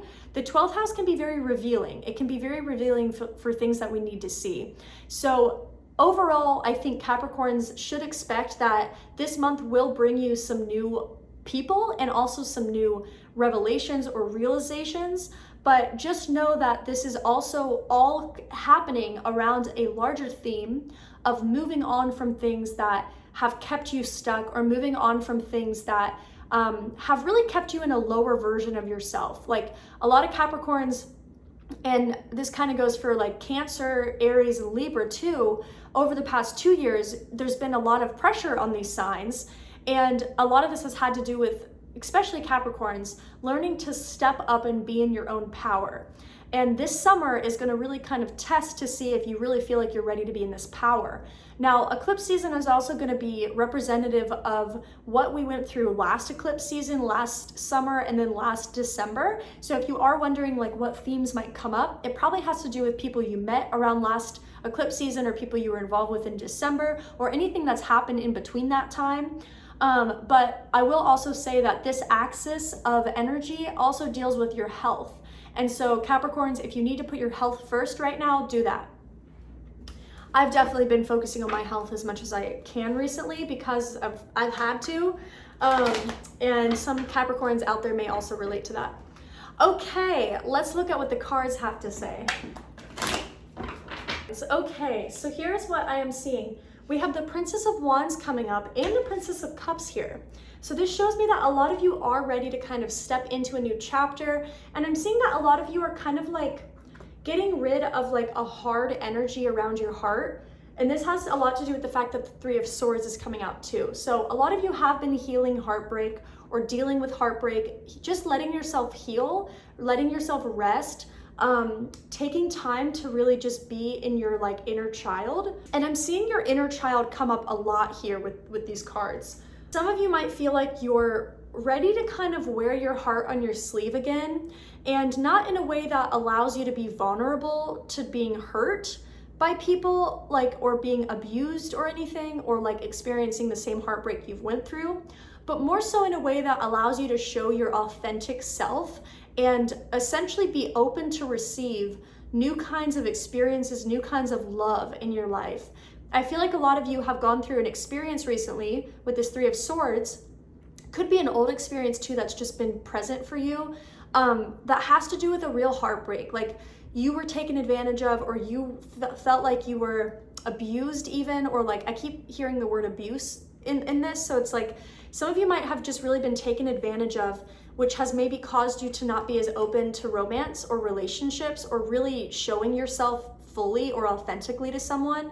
But I'm seeing with these two cards here with the Princess of Wands and the Princess of Cups that a lot of you are over that now. A lot of you are ready to like show up again, try something new. I'm just kind of hearing this message. I think there's like a quote that's like it's better to I think it's from like a song. What is it? It's like it's better to have loved and lost than to never have loved at all. What song is that? Some fucking like Justin Bieber shit. Yeah, so I think that that's a message for you guys though. It's like, it's better to have loved and lost than to have never loved at all. And I think a lot of you might be really realizing that this month. Like, I think you've been holding off from really connecting with people because of this heartbreak, but now I think you're realizing that like it's past, you've healed, you've come out stronger, and now you're ready to receive like real heart-centered experiences and heart-centered people and heart-centered messages. And I'm seeing a lot of theme here around stepping into your authentic tribe or your authentic community, stepping into your authentic community, stepping into your authentic self, and starting to attract people who are more like you. I feel like I'm getting this message, and this resonates for me too as a Capricorn. I'm getting this message that like some of you have continued to go after types of people who it's like you're trying to just impress them, or you're trying to just like have them like you, or they're just similar to people who you grew up with or people who you're familiar with. And potentially some of the people you've been going after also have a lot to do with this heartbreak. And I'm seeing that this energy that's coming in now is more here to help you choose the right people. And that probably has to do with what I was talking about with like wearing your heart on your sleeve. You're not doing it mindlessly, you're doing it in a purposeful way. So yeah, choosing to be vulnerable, but choosing the right people to be vulnerable with is essentially the theme here. I'm going to repeat that. So choosing to be vulnerable, but choosing the right people to be vulnerable with. That is the theme for Capricorn this month. Okay, love that for y'all. All right, have a good month. Okay, Aquarius, let's talk about what's going on for May. Now I have to say, Aquarius, I'm already just sensing that a lot of you are like not doing too hot right now. You're not doing too well. And this probably has to do with the fact that Saturn is in your sign and Jupiter is about to leave your sign for a little bit, Jupiter has been helpful being in Aquarius, but with only having Saturn in your sign, a lot of you are going through personal transits right now that are very hard. So just know that you're not alone if you're in Aquarius and you feel like you're going through it. Just hang in there. You've got this. This month, I think, is going to bring you some surprises. I think it's going to bring you some surprises, and I think they're going to be pleasant, but if you're trying to avoid surprise, then you might not take any surprises as pleasant. And I'm saying this because this new moon is going to be happening in your 4th house of home and family. At the same time, Jupiter is going to be moving into your 2nd house of assets, resources, and this lunar eclipse at the end of the month is going to be happening in your 11th house of friendships. Furthermore, Gemini season is going to take up your 5th house of romance. So there's going to be a lot of different themes playing out together. I really see this month for Aquarius as being a very healing time. I don't think it's a time that you should try and like distract yourself too much. I think if you try to distract yourself from your emotions, you're going to just kind of feel like a boomerang. Like you're going to go distract yourself and then you come right back to where you were. And I don't think that's going to feel very pleasant.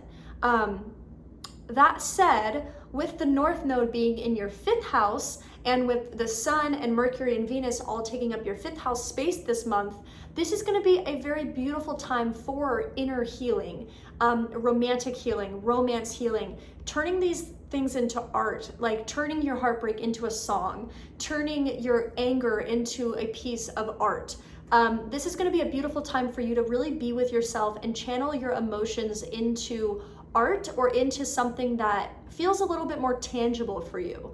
It doesn't have to be like physically tangible, but I think turning your emotions into something that you can almost like categorize, like you made a song, you made a painting, you drew a sketch, whatever it is. Anything that is artistic that allows you to feel like you're expressing your emotions. It could just be writing as well. I think this is going to be very, very helpful for you this season.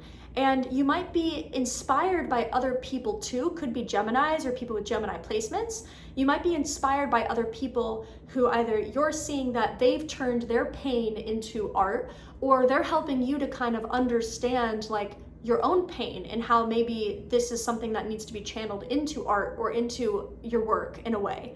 But I do see that a lot of you are putting a lot of pressure on yourself right now to like perform very well or to be perfect or to like be who you were 5 years ago or 10 years ago. And the truth is, this is a very gradual change that's been going on in your life, a release of things that just don't help you where you are anymore. And some of you, I think this month are going to struggle if you're really trying to hold on to who you used to be. But if you're allowing yourself to change and you're accepting these things, maybe even accepting them is just kind of out of your control, like allowing God or the universe or just your higher self, whatever it is that you kind of relate to there, allowing the divine to take control a little bit, I think is going to really help you to see that everything is happening in divine timing. Everything's happening for a reason. But Aquarius, I see that if you guys are trying to take a lot of control this month, you're just not going to feel very happy. And I think you're going to point the finger at yourself and say like, I'm fucked up. I'm not doing this right. I'm not working through this correctly.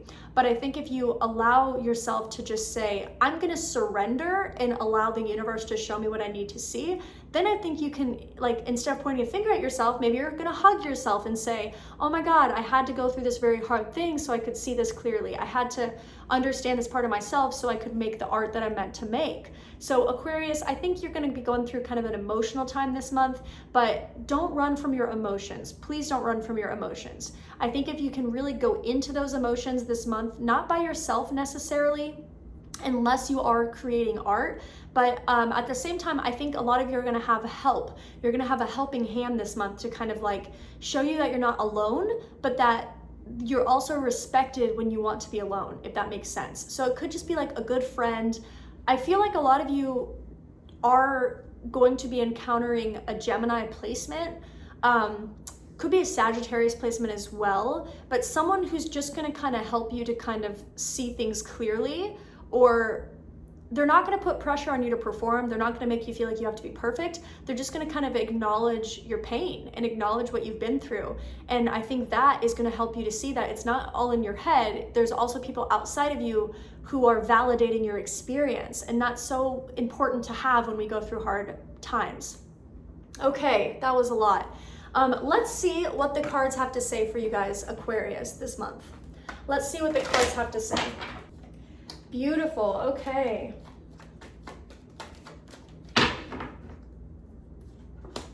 All right, I love these for you guys. So the first card coming out is the Ace of Cups.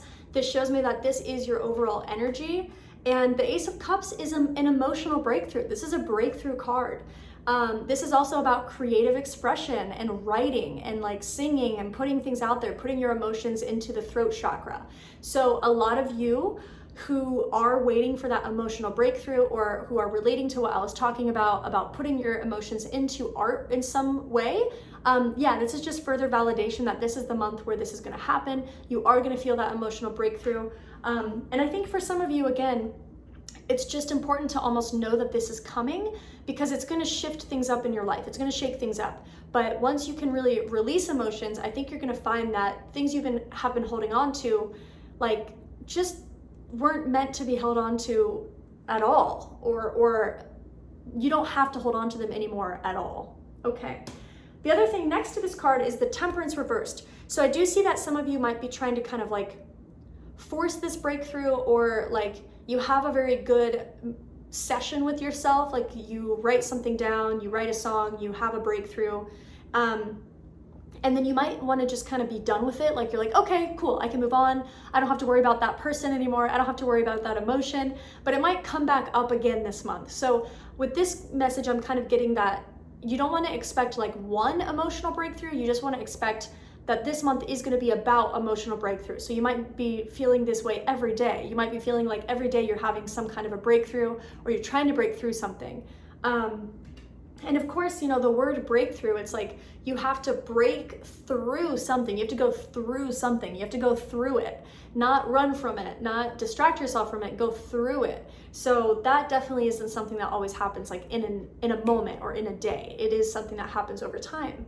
Okay, and then the Three of Wands reversed and the Fool. So this is showing me that some of you are going through a new experience in your life.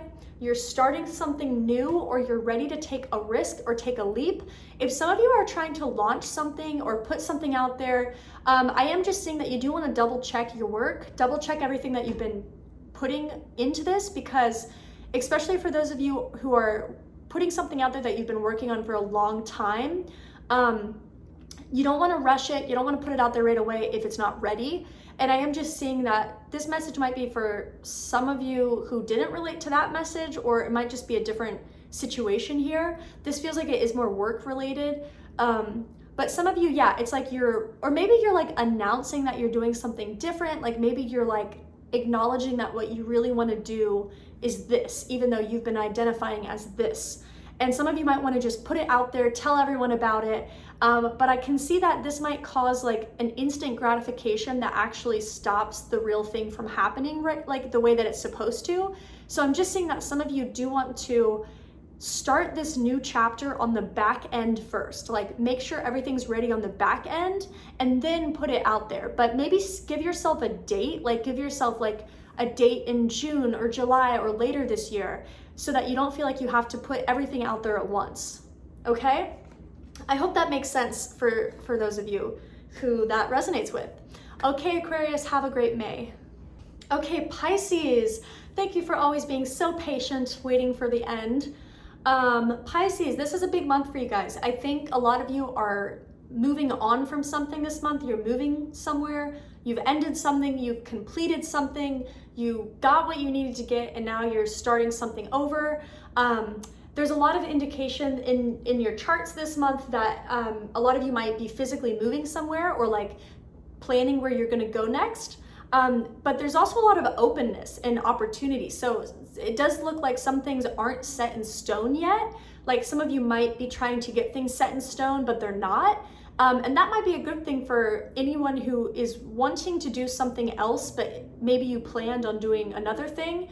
It doesn't look like anything's really set in stone for you guys. It actually looks like you want to be kind of open for new options to arise this month, especially for those of you who are trying to figure out where you want to go next, what you want to do next. Wait it out. Wait this month to see what options come up, because the best thing that's happening for you guys right now is Jupiter is moving into Pisces, especially for Pisces placements in the first 10 degrees. This is going to be a very expansive time for a lot of you. Jupiter is going to move retrograde back into Aquarius at the end of the summer, and then it's going to go direct back into Aquarius, into Pisces at the end of the year. So this means that this summer is kind of a preview of next year. So some of you might be trying to make a decision on what you want to do next year, but you're making that decision this summer. What I want to say overall is a lot of you, especially Pisces suns, but definitely all Pisces here, Pisces placements, a lot of you are going to have somewhat of an awakening or a realization about what you want to do and what's next. So if you haven't had that yet, I would recommend not making a decision if you don't have to. If you can wait it out a little bit, I think you're going to be pleasantly surprised at what becomes available to you. That said, as I'm posting this video, a lot of you might have that realization like right now. And that's because this new moon in Taurus is in your third house of communication, which allows new information to come in to help you on your journey, to help guide you. This does look like it could have to do with education. Some of you might be trying to decide if you want to continue your education. But overall, I'm seeing that this has a lot to do with your career field and what you have almost expected from yourself in your career. This Sagittarius lunar eclipse is going to be taking place around the midheaven for Pisces risings, and just in general in the career section or near the career section of your chart for all Pisces. And not in your personal chart again, but just relative to the signs. So that said, a lot of you are probably going to be making some big decisions this month on what you want to be doing in your career. I'm seeing that some of you might have graduated recently, or you might be making a transition. Again, a lot of you are like actually moving from like one place to another. I just want to reiterate, like, wait a while before you make any major decisions. Wait like a month if you can. Give yourself a little bit of time to just kind of like either settle into a new place, get things organized, or just be receptive for new people coming in with an opportunity. And what I'm seeing for a lot of Pisces is that some of you might have had this idea in your mind about what you're supposed to do. Maybe you studied something in this field and now you feel like you have to go into this field, or maybe you have been like working on something, now you feel like you have to continue working on this. But I think that this month is actually going to reveal a new interest for you guys, or a new career opportunity. So some of you might not even see what's coming yet. And that's why I want to just say, like, wait a little bit, wait until the end of the month. I think Pisces, I think you're going to feel very different in June than you do right now. Like June 1st, I think is going to feel very different than like April 1st felt, or May 1st even. So give yourself a little bit of time this month. But overall, I see a lot of very surprising but positive messages and opportunities coming in. Don't be afraid to put yourself out there as well. But this is a good time for most of you to be grounding into where you are or getting yourself set up. So for instance, if some of you have to move out of somewhere or you're moving to a new place, like when you're in transit between those places, don't use that as a time where you have to like get back to people on email or make a big decision. Like just use that week or those 2 weeks or whatever to just move, that's all you got to do. Try and focus on really just moving. Obviously, you know, gotta work and stuff, but yeah, I just really see that this is a month to kind of logistically try and get settled. And if you have to make a big career decision, just try and give yourself a couple weeks. See what comes in. Okay, let's see what the cards have to say for Pisces.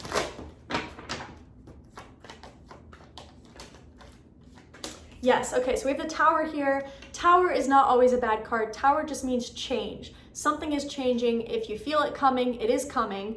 I don't think you need to be anxious about this. I think you just have to pay attention to your intuition.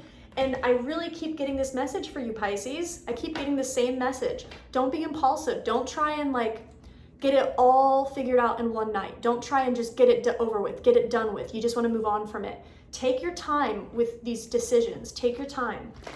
A lot of things are going to happen outside of you, is what I'm seeing. So you just have to be open and receptive and in a good space to respond when the time comes.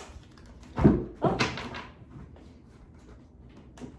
Okay, and then we also have, yes, the Six of Swords and the Ace of Cups, which just came out for Aquarius, reversed. So, okay, this makes sense. Yeah, it's like a lot of you are waiting to get into a new place before you can really get settled into what you want to do. So it's like if you're not in this new place yet, if you haven't made this transition, then you're not going to be in the right headspace to make decisions about the future. So wait for this transition to happen. It's going to help you to get back into your emotional center and to have the best intuition for making a decision. This is just really reiterating that transition is happening. You are in transition. So just let yourself go through this transition. Don't try and be who you always are right now because your bandwidth is not as big as it usually is. You don't have as much bandwidth. Focus on the move, focus on the transition. Try not to make all these big decisions right at once. Even if you feel inspired to do so, like even if you're like, yes, I'm moving, this is happening, I'm going to this new place, I'm gonna do all these things at once. Like, just be patient with this. Six of Swords reversed is saying like, you don't wanna rush into something else when you haven't even gotten to where you're trying to go, if that makes sense. Okay, let me see if there's any other messages for Pisces here. Beautiful, we have the Six of Wands on the bottom, which talks about getting acknowledged. So a lot of you might start to get acknowledgement for the work you've been doing, and especially for those of you who are going through this big transition, you might be getting some acknowledgement sooner than you've expected. So be open to that. Be open to receiving praise for what you've worked on. Okay, Pisces, I hope that resonated. Have a great May. And thank you everyone for watching this May horoscope. I know I'm posting this a little bit later, obviously. Now that I'm in my new place, now that I'm kind of settled in, I'm not like moving all over, which I've really been doing for the past couple of years. I'm really hoping to start doing something more consistent, whether that is this monthly horoscope on YouTube. I am working on getting a podcast together and stuff too. So yeah, stay tuned. There is more to come. Let me know what you guys want to hear about. Let me know what you're enjoying in this, maybe the style of this too. Let me know what you're thinking. Okay, love you guys. Subscribe, please. And have a great May.